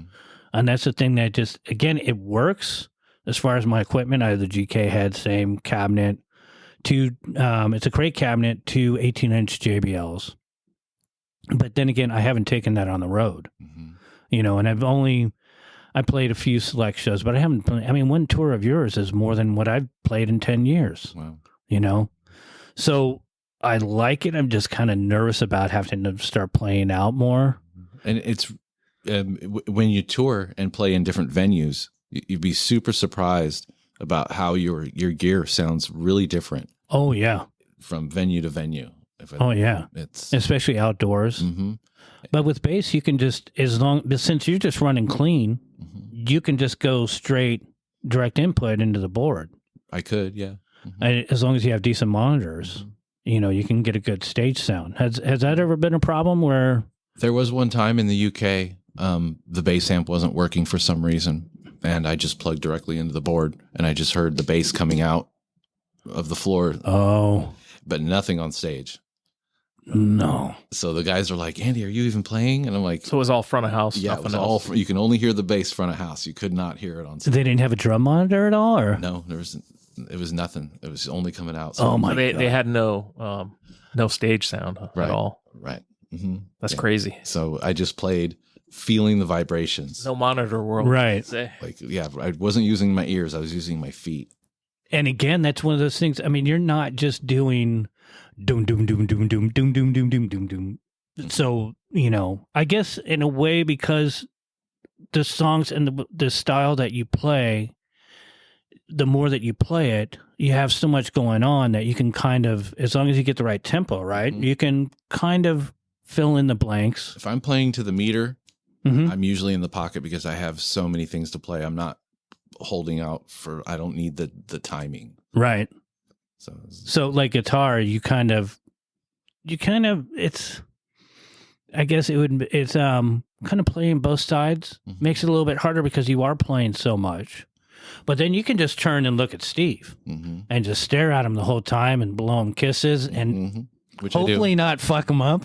I mean, because there's a lot of that with you guys on stage. Yeah, because we're there just trying to. I look at Steve and I want to stoke him out. You know, I look at the horn guys. I want to. You see everybody get in each other's faces, and sometimes I'm trying to kick them, and you got to remember there's more guys on that stage than most bands. Yeah, so it's kind of tight space. It's the camaraderie. So you have to be comfortable stepping on each other's toes, basically, because that's the thing. When you play some places, you go at the soda bar. That stage is tiny. I mean, I look at it, and the projects that I'm doing right now, they're all, Deathiosaurus is just 2 of us, and we're going to probably bring in a drummer. But, yeah, it's just 3. All the projects that I'm currently working on is 3 people. So I look at a stage. I mean, I look at where I jam in there, and that room's not enough. It's like if I move the drums into where we're recording now, then I have enough room. But then you add 7 people. Yeah. You ever played Joe and Andy's out in La Mesa? No. Yeah, I try to do that. I've played some small stages, and it's that's where as long as the stage isn't too tall and I can go onto the floor, because I've had to do that. There is a place out in La Mesa that we played where luckily I'm loud enough and distorted enough. The only time I need to be on stage is for doing vocals. So, I can go down onto the floor and just play there, or start walking outside if it's small enough. And there was places, God, there's stages around here from the old days. I'm trying to remember that one stage. It was so small, like the Texas Tea House down here in OB. Remember that place? But there's stages that made our side stage or the dungeon at either of the Somas, those would look like main stages compared to these. So squeezing you guys in, and you're just sitting there, basically, yeah. Was the smallest stage on that In Defense of Ska tour Eugene? Was that the smallest one? Yeah, I think so. That little Best Food, small stage. And the load-in area was in the back and was like dirt. So you were telling me about that nightmare. And wasn't it raining? No. Okay, not that one. No. They had to have their Wall of Zion, kind of closed. They said that you couldn't have the door open for some reason. Yeah, it was a law there. It was just weird. That whole vibe of that town was weird. The curtain had to be closed when we were loading in because they couldn't have like an open thing in there. Because the bar's open. Yeah, it was weird. Oh, yeah. Damn good shepherd's pie. Yeah, it was. It was really good. That was. It was a fun show. And when we were out there, I escaped. I saw a skate park just a couple blocks away. Yeah. And I bailed from the venue after load in and sound check, and I just sat there at a skate park watching all these kids skate, and it was really cool. Because you got to remember, too, like Andy was saying earlier, that whole tour, we provided the back line. So we had to load in first and load out last, where everybody else was just taking their guitars, their horns or whatever, leaving the stage and taking off and going wherever they're going to go. We always had to be the last one to leave. Yeah. They want us there first, and we had to be the last one to leave. Well, load in and then dial the room in too with the sound check. And depending on who, because we alternated headliners between Mustard Plug and Bucko 9. So, one city would be their city, one city would be our city. So yeah, it was rough. But luckily the excitement, and then the occasional skate park you can run off to. But what's been the worst stage that you've ever been on? Like where if it was, say the venue was brought up again, even if it was just a one-off or in the middle of a tour, is there a stage where you're just like, no, I don't want to be on that? The stage we played at that street fair, I think in 2019 in San Diego, that Adams Avenue street. My birthday party show, which I wasn't at the show. Is that the one? We call it. Yep. It was seriously rocking in every direction. It felt very unnerving. Like it ruined my concentration to even play up there, because it felt like the whole thing was just we were probably 8 feet up in the air, and the whole thing is just rocking in every direction, and like didn't feel stable at all. And it made me really, really nervous. Can you bring up what happened at that show? Or I don't know if I can. Maybe not on the record, but all right. We won't bring it up. Sorry, people. Yeah. someone decided to jump off the stage and cause problems for us. So, but that's all resolved now. Oh, okay. Yeah. They're dead? Or No. Jail? No, just Not that good? they just You can read about it or see it on TMZ if you... maybe, yeah. Yeah, just But it had nothing to do with the band. It was security matters. yeah, and, you know, security matter. Yeah, well, there's no reason stuff to, we used to yeah. have to deal with back at the Soma days. Oh, yeah. Yeah. Oh, yeah. Yeah. That's a different story. I just like geeking out on bass play. I mean, I'm sitting here with another bass player. There's, It's like in first, my head, first there's... time, right, on a podcast that we've done. Yeah, I don't think we had any other bass players come in. just with the Calvins, but Yeah, other than the whole band. you know, and I didn't want to geek out too much because there was 3 other guys in the band. They're going, we don't care about you and the bass player talking. We're all here. Talk to the rest of us, please. Yeah, but no, there's because there's I was just remembering the other night or other day because I mow lawns for a living, so I'm working. I'm listening to a podcast, and something had come up, and I was also trying to think of questions and directions of where to go with just asking and sitting with people. So I had this one event we did. I believe it was the Newport Art Institute or something. It's this really weird thing. It was outside. We were playing with this noise band called Dog. And the guy basically, he would do noise. It was like a noise project.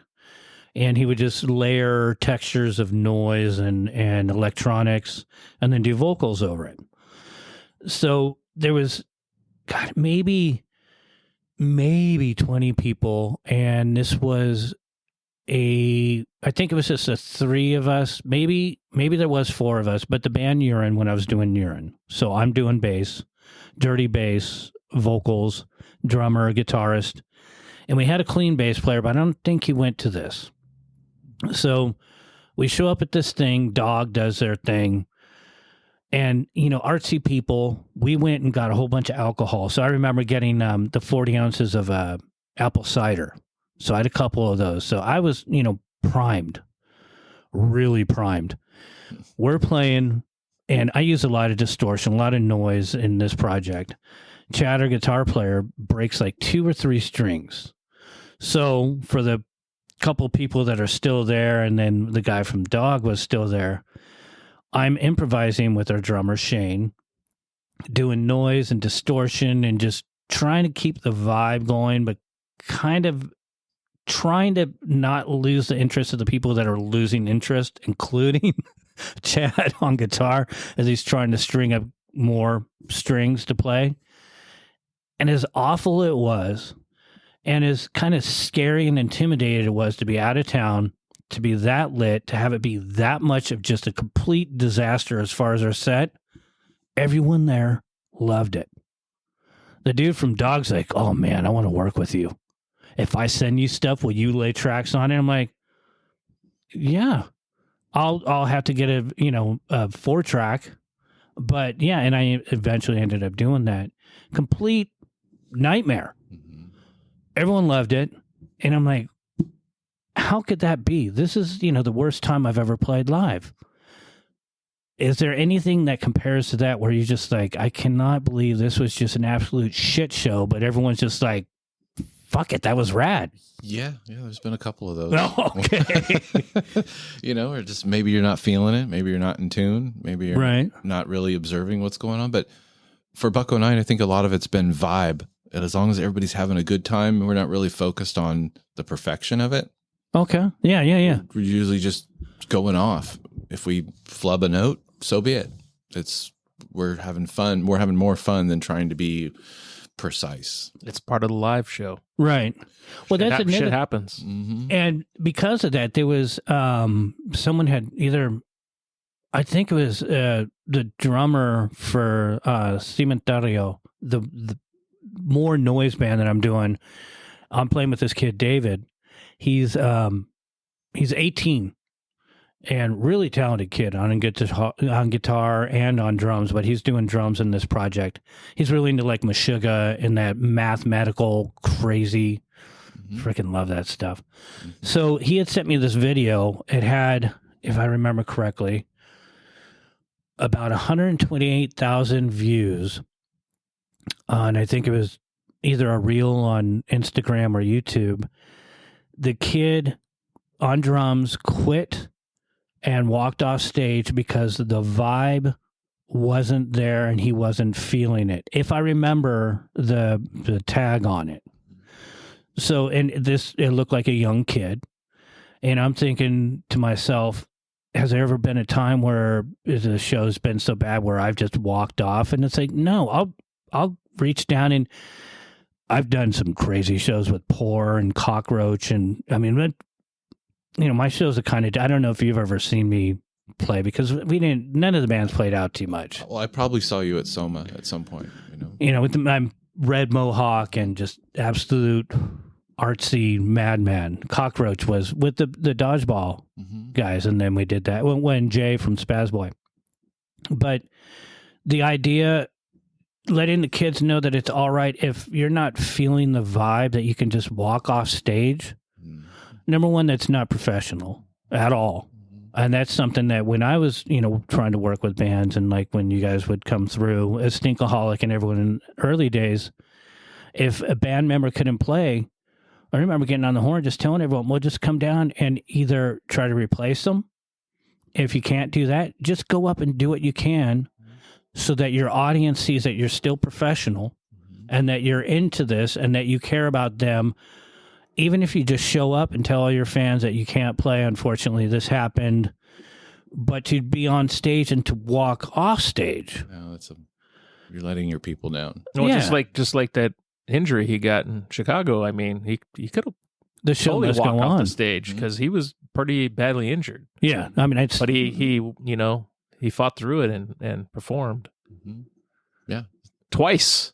Yeah, at the end of the day, that's what we're there to do. Is put on a show. And that's the thing, too, is I think it's good for the younger listeners or anyone in a band to know from someone who is established as yourself, as long as you're up there and you're giving it the college try, just don't phone anything in, right? Just do your best. And just, it's not the end of the world if something happens. Like, I was thinking about this. There was another show we were playing, one of the famous Hollywood the bars, but it was really weird because there was hardly anyone in there when we were playing. Everyone was out in the back. So someone had said, and there was a lot of Hollywood elites and a lot of, foo-foo, Hollywood. And it was with Sin Sin 77, and I broke my A string. So I had to quickly improvise because most of everything I did in Sin Sin was on the A string. So I had to quickly improvise and then do it on the E string, which, when there's E string notes and then A, you have to really think. And so I just went more into the energy and more of looking at Stoney, my guitarist, and Lucy on keys, and just trying to make it work. I was in it. I was not phoning it in.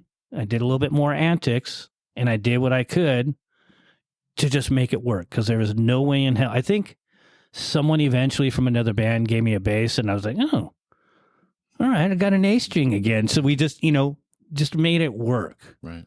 But, shit happens sometimes when you're on stage. Right. You almost fall off and almost kill yourself. Or, some bands, they have fallen off. There's the famous one where someone got blown up with their own pyrotechnics. Oh, jeez. Metallica. Remember when James got fried? So that's an excuse to walk off of the stage. But if you miss a note, smile. Yeah. And just recover. Or like me, go, what the fuck was that? While still playing. The show must go on. Yeah, there was a show we were playing with the Mighty Mighty Boss Tones in House of Blues, Anaheim, downtown Disney, when it was still over there. And we're playing sound system, as we always do every show, the Operation Ivy cover. And my bass it drops out. It's gone. For whatever reason, the guys all look at me. We're still in the song. I'm telling them to keep going, keep going. I'm trying to diagnose what's going on. I got no sound, got nothing going on. The sound man comes running out. I throw my bass. Here, take this. Boom. And I run off stage. The guys are still playing. Yeah. The show was still going on. Yeah. I kick open the door to the Mighty Mighty Boss Tones. I'm like, "Where's Gittleman? I need to borrow his bass real quick." I don't know. I think he's on the roof having a cigarette or something. Crap. So I go right back to the stage, and the sound man has Gittleman's bass in his hand. He goes, "Here you go. You can use this." And I was like, "Sweet." Popped it on, plugged it all right in, had a thump. The guys were just finishing the song. Mm-hmm. And then I had sound, a good go, gave him thumbs up, and next song we went, didn't miss a beat at all. Just jumped right back into it. See, that's awesome to test to the rest of the band. They're like, yeah, we don't need him right now. We got this. Yeah. He's going to figure it out, and he's going to come back on stage. Yeah, we didn't need to do like, all right, let's hold on, let's stop the show real quick. Right. No, we just steamrolled through the whole thing. And there's always a lot going on during that that song. So yeah, I mean, all of it's important, sure, but also I didn't want the show to stop. I wanted the guys to keep playing. I'm going to figure this out. Right. I've got this. I don't, let's just keep going.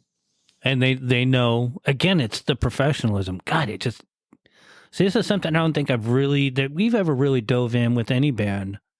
And in talking about anything about, when something like this happens, and the band just has enough confidence that, yeah, well, we got this. He's going to figure it out. And then he's going to get back up on stage, and we're just going to, it's not a big deal. It is what it is. It's live. I realized it's panic though. There's a little bit of panic, until everything is restored. It's scary. Yeah, but I think after that particular moment, I felt like I was ready for anything. So it kind of builds character. Yeah, totally. I mean, just throwing my bass to the stage manager, sound guy, and I was just like, "Here, take this," and because I just needed somewhere to get it off me so I can run off stage. Right. And then I just instinctively went to their dressing room looking for him. I was just looking for a bass because the clicker is clicking down. It's all seconds. Oh yeah. Yeah, it felt like 20 minutes to me, but it probably was a minute and a half. Yeah.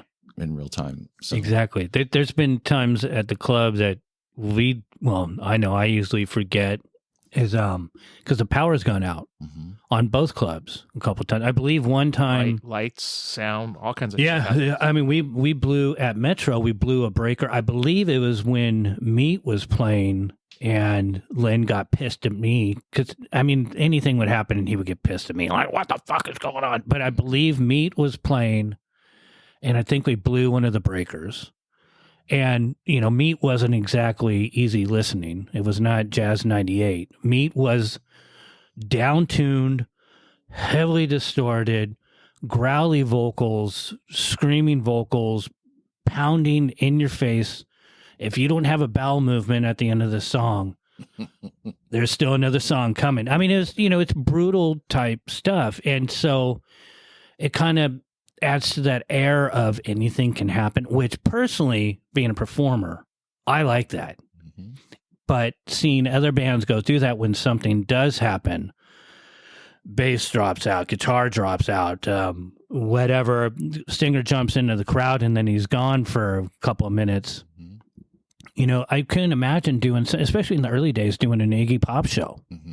Iggy's a fucking madman. Right.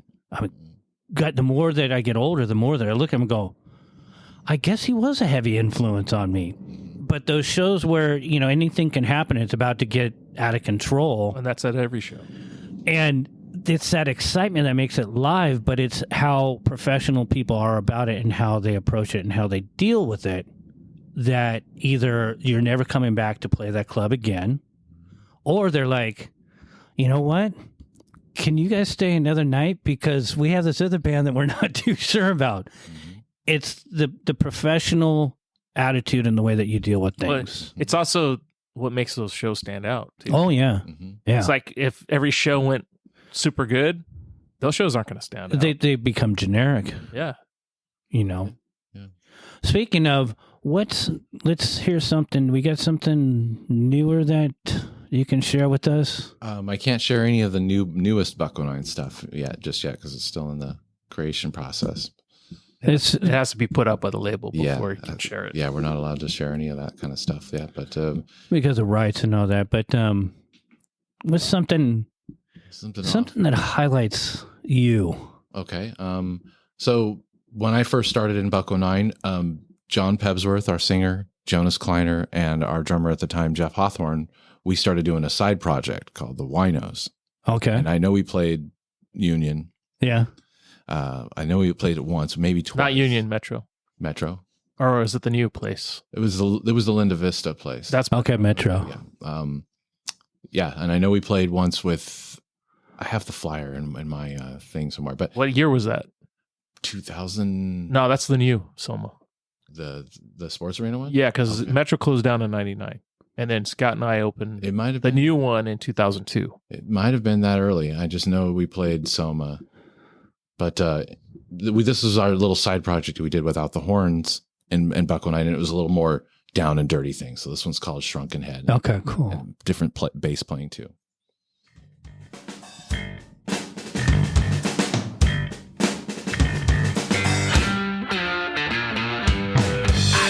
Shrunken head, deep down inside of it. I got a little head with a big brain inside of it. I got the mind control. I got a lot of soul. I got a big heart with blood flowing through to it. There's someone knocking at my back door. It's the devil and Miss Jones. And look at the scar. There's someone knocking at my back door. They're smoking cigarettes and they're out of their minds.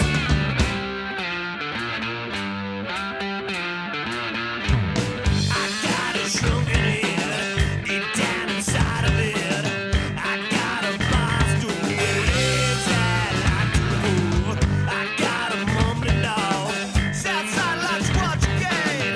I got a little hat that fits right from the blade. There's someone knocking at my back door. It's the devil and Miss Jones, and look at this scar.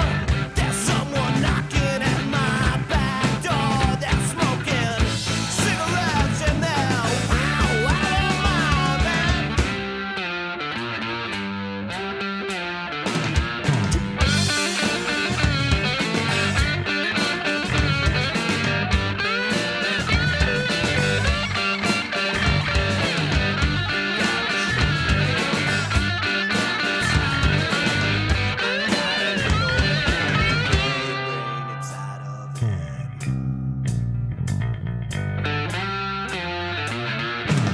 Hurricanes all around, Robert Johnson's getting loud.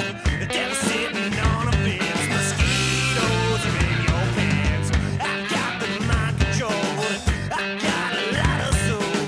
I got a big heart, blood flowing through to it. There's someone knocking at my back door. It's the rolling hell, it says, it's coming down. There's someone knocking at my back door. It's old Todd Mahal and the broken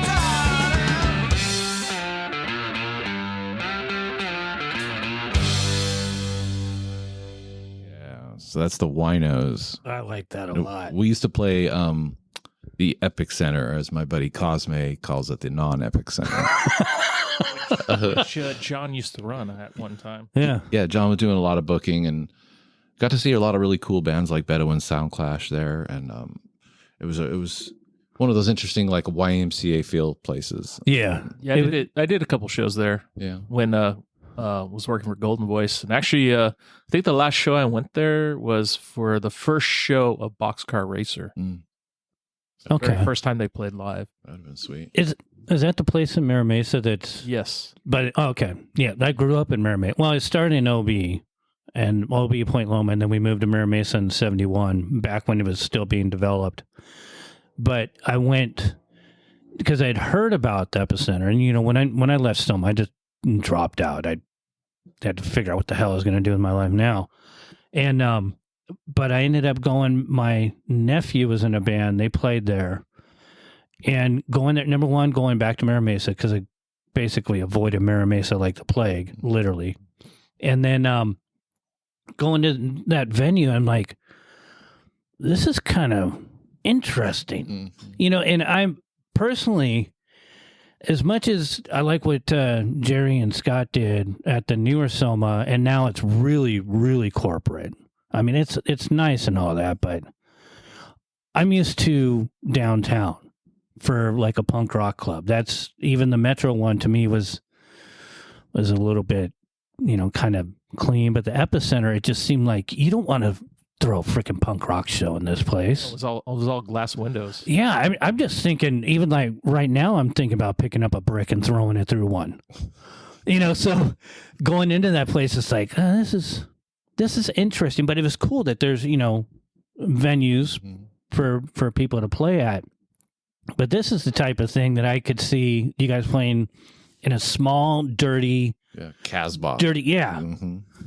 And did you guys put anything out other than this? Is there like a 7-inch or? No, we just put out that one deal, and then Jonas ended up wanting to play more rhythm and blues stuff, so he peeled off from this little project we were doing, and then John, Jeff, and I continued on with our new name, Jet Cinema. And we started doing that for a little bit, and we played like Casbah, Velvet at the time, I think, and the Non-Epic Center, and and when did the Epic Center close down? That's a good question, huh? I want to say somewhere around 2005-ish. Was John still running it? Or? I don't know. I think they just sold it, or it closed down, or something. Or Yeah, it's just that whole place was weird, because I did some of the first shows there, and after Soma closed down, and it was actually, I was asked to run it, and I was going on, I was going to go on Ozfest, and I said, nah, I'm turning it down. That's when John took it. Mm-hmm. So it's kind of weird how everything's full circle. Right. I mean, there's all these little places. I mean, I remember back in the day, Shake Cafe, and Soul Kitchen. Yep. There's all these little Mesopotamia, World Beat Center. Yeah, World Beat, when it was right here on Kettner. Yeah. Mm-hmm. Yeah. Now that's they put apartment buildings, low income, this whole huge complex where that was, and then in the back of the World Beat Center, then Ezod had it Showcase. And then back behind that is where they had the Gothic club. There was a dance club back there because that's the roots of where Soma was. Is it was a dance club, and Gothic club, industrial, and then it slowly once I got brought into the mix in '89, and that's when I started booking a lot of shows in the dungeon. That's where all that came up from. But during that time, the Epicenter and a lot of other places started closing down. Well, the Epicenter didn't exist until after mid-90s, actually the late 90s. After Metro closed down. What was the other one? That was an industrial park, a low ceiling, poorly. Oh, that was the Scene. The Scene? Yeah. Okay. And basically, when we opened the new Soma, the Scene and Canes went away. Oh, okay. Yeah, and there was so Canes was down in PB. There was other places in PB. There Canes was Mission Beach. Oh, okay. Belmont Park. Oh yeah, that's right. I'm trying to think. Because there was a lot of different places to play around town, and as that slowly started to deteriorate, were you guys, as Bucko 9, did you find yourselves playing locally more or going out and playing like festivals? And I'd say a little bit of both. I mean, San Diego kind of has this thing where you shouldn't be playing too many shows in a certain period of time. Oh yeah. So that would always push us out to at least play Phoenix, Vegas, anywhere in the Southwest. We could get out and play some shows like every 6-9 months. So that did kind of help, and which we still do. Yeah. It's funny because I know my guitarist or the drummer for the one band, his buddy or his, I can't remember the name. I'd like to give him a shout, but he's booking the Che, so the Che's coming back. I like the Triton. Did you ever go to any shows there? That was also up at the college. Do you go to any shows there? Oh my God, it was a great place. But so the Che is doing shows. There's Queen Bees, and they're $20 for local bands, which seems like extortion, but that's different time, different play, or a different conversation. There's a lot of places, and I can't remember all the different places. There's OB has something going on now. Bands seem to be basically playing 2 to 3 times, if not more, a week. And there's all these places where they're playing. But that's the formula that we had, or I started with from Len, and then Jerry carried on, is you don't play, and we've discussed this many times, you don't play your hometown constantly. You should branch out, because if you play too much and you saturate the town, people will stop coming to your gigs. Right. Overkill. Right. But it doesn't seem that way anymore. I mean, people are just playing all the freaking time. I think that's because of COVID. That's exactly where I was going to try to come around to. Is it because of COVID that are things opening up more for Buck 09 for you guys right now, or are you so concentrated on getting this album out, or what's? I'd say it's a careful dance of all of that stuff. We're trying to remain focused on the album. We all have our personal life stuff going on, and then we try to put in some shows every now and then, but sometimes working on the album occupies that time that we maybe could be playing a show. Right. So yeah, sometimes it gets in the way. So the last show you saw, Rolando, there was 3 days in the studio recording. Yeah. Prior to that show, I know Tony was in the studio with John doing vocals and stuff. Like that was the first day. The 2 or 3 days leading up to that Rolando show. So we just try to consolidate that whole thing. And then it was backing vocals. Mm-hmm. Oh yeah. And didn't Jerry get some vocal work on? I did some backing vocals on one song. Woohoo! So he's going to be on vinyl. I'm still not on vinyl. Oh, okay. At all. Well, no, wait, I take it back. I do. There was a short-lived back in the day. I am one of, I don't know, I think there's 6 or 8 of us that did some backing for Happy Days, one of the songs. So that's as close. Out of the, I don't know, probably close to 20 different demos and CDs that I put out with all the bands. But, no vinyl. But coming full circle, is there a side project you're working on right now? No, I'm in my house in my hometown. I kind of lease myself out as an audio engineer. Mm-hmm. So I've been doing that for 20 years. Okay. Along with Tony. I do all my bass lines at my house at home, and I send him my tracks, where Tony has to go to the other guys and capture their parts and put them together. I just phone it in to Tony and like, oh, your DI and your mic track is waiting for you in your email. You're good to go. Tony does all the recording and he does the mixing and the mastering. Yeah. And I have the credits of assistant engineer.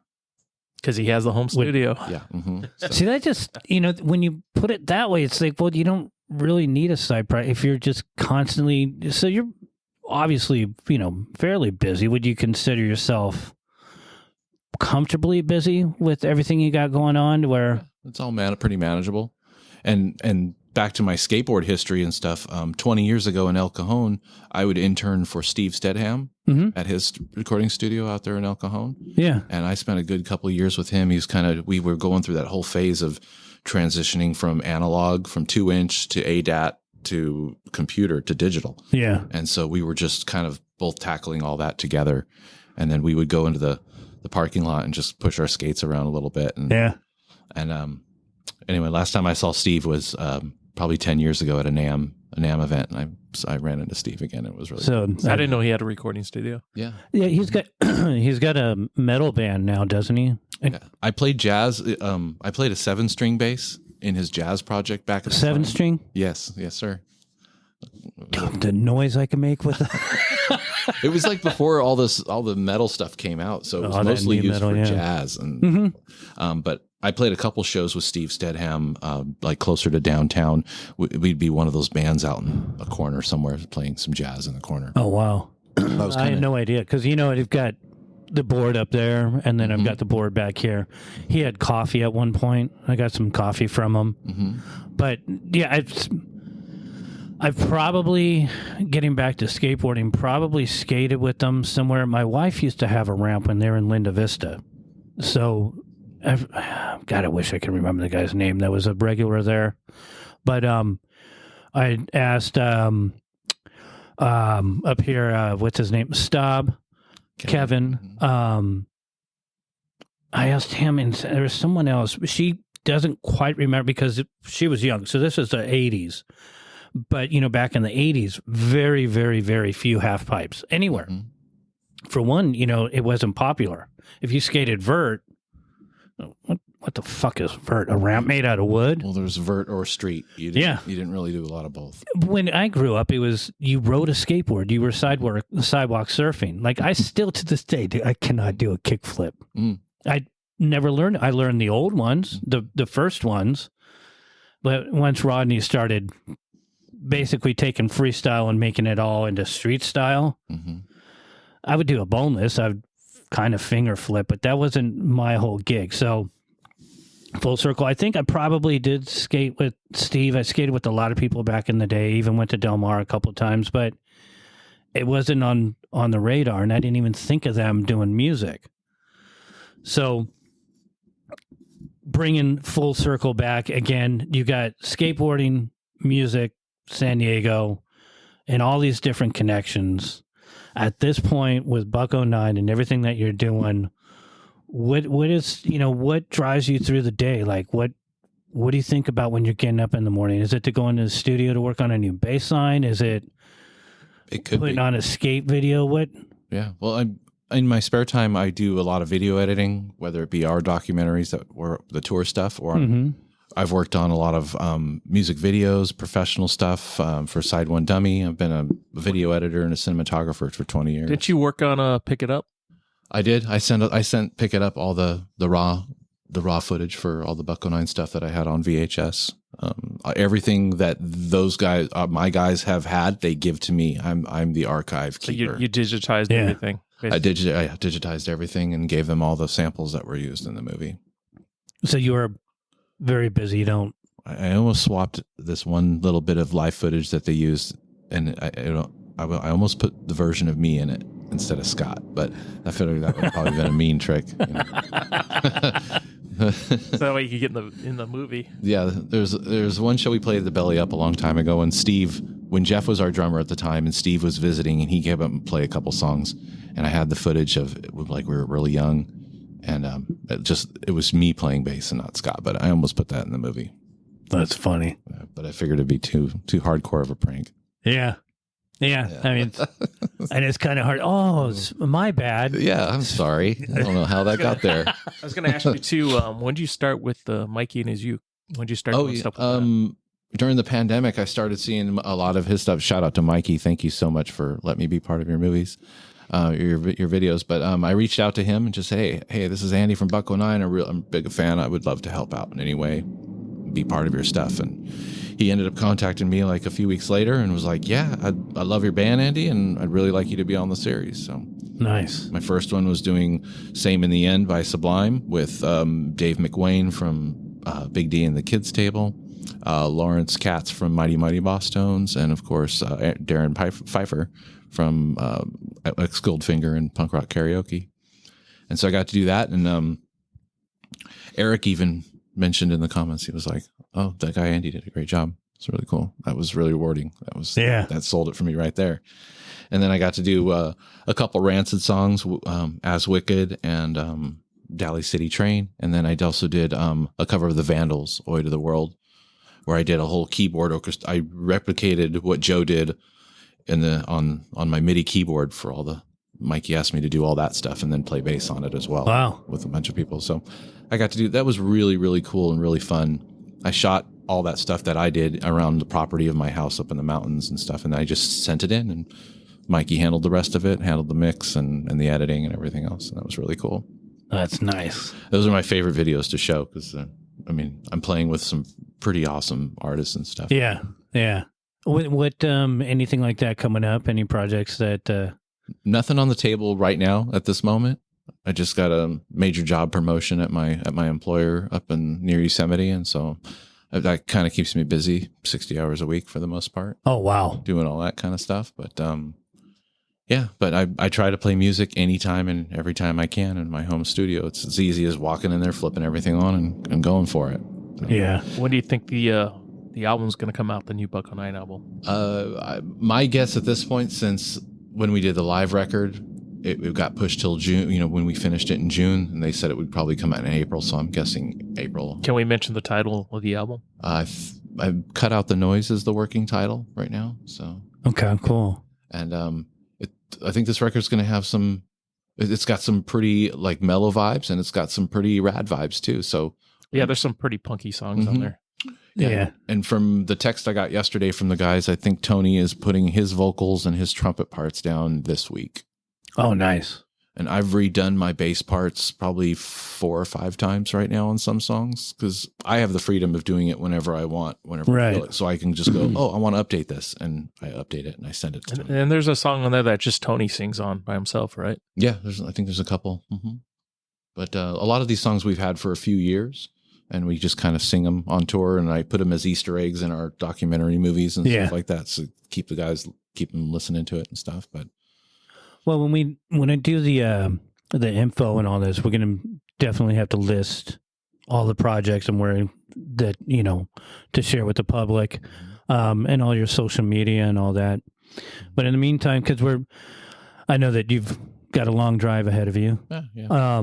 Is there another song that we can play before we start wrapping some things up? See what I got here. I was doing all in my 18, 20 years here, living here in San Diego. I was always busy playing in bands and playing with artists and learning engineering, all that kind of stuff that influenced me through the years. So I just have done a lot of stuff, and it's been a real privilege. Yeah. To do every. When I'm up at my house in the mountains, I reflect on the walls and then the skateboard decks that I have and everything, and it brings back a lot of great memories. Yeah. And I reflect on it, and I'm just super proud of what I've been able to accomplish and what this town has like enabled me to experience. Right. Right. It's pretty phenomenal when I think about when I was way back 30 years ago when I was living in my little town and contacting and meeting Blink and Bucko 9 and a handful of other bands, and just how that led to connecting with them here in San Diego and to being in the band and just all that stuff. It's amazing how it works out. Yeah. It's a small world with the music community. People don't realize how small it is, but it is. Yeah, and I wish I was more proactive, like in meeting all you guys at the club and stuff. We were so just into our music, and after we play a live show, whether it be at Soma or wherever, we would go back to the rehearsal room and play more. Wow. Like that was our routine. Like, yeah.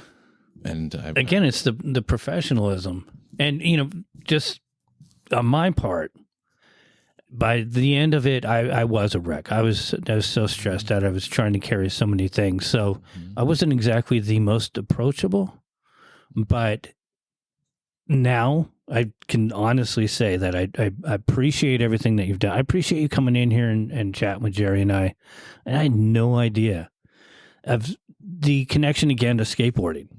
Because we could have just sat out back and, I would have brought a board in the car and we could just sit out there and do slappies for an hour.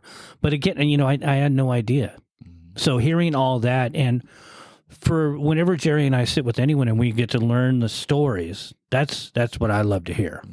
It's just all the little tidbits that make certain person that, their band is one thing, but outside of that, I like to learn the story. So let's what do you got lined up for us here? Yeah, and with the skateboarding, that's like the old Santa Cruz skate video, "Streets on Fire." Like the Natas Kappa stuff. That's what got me into a lot of music, especially like Fire Hose.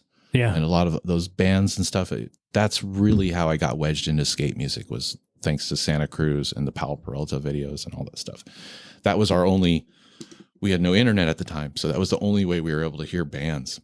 Yeah, in that genre was through skate mixtapes, and then the skate videos. Really, to this day, that's still something that influences a lot of the youth. Yeah, right. All right, so I'm gonna just close this out with Jet Cinema. This was John on vocals and guitar, and then Jeff on drums, and myself on bass. It's called Friends. I think it's probably a good one to close it out to tonight. All right. Since I'm with friends. Well, thanks, Andy, for coming down. Yeah. Thanks for having me, guys. All the drive. Thank you. It's been a real pleasure. Thank you.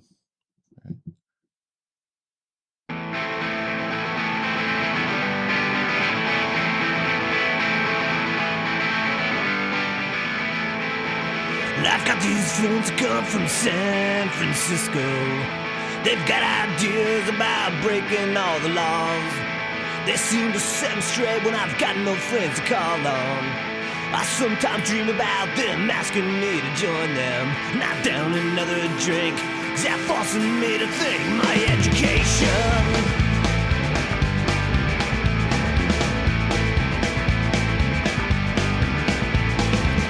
I've got these friends that come from shit forgotten towns.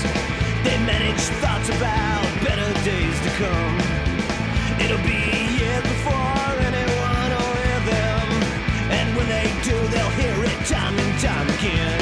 Not down another drink, they're forcing me to think my education. Yeah. Sometimes I feel all alone, like a badger in the dark, all alone. The melody of art have I shown to be worthy of my friends. I surely listen to them, time again. Sat down another drink, shot forcing me to think my education.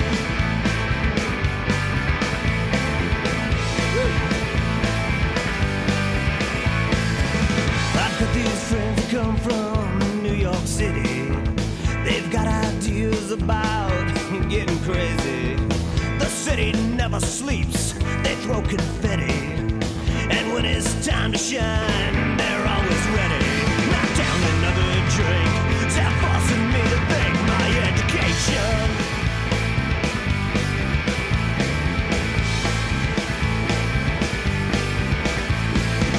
Sometimes I feel all alone, like a badger in the dark, all alone. The melody of art have I shown to be worthy of my friends.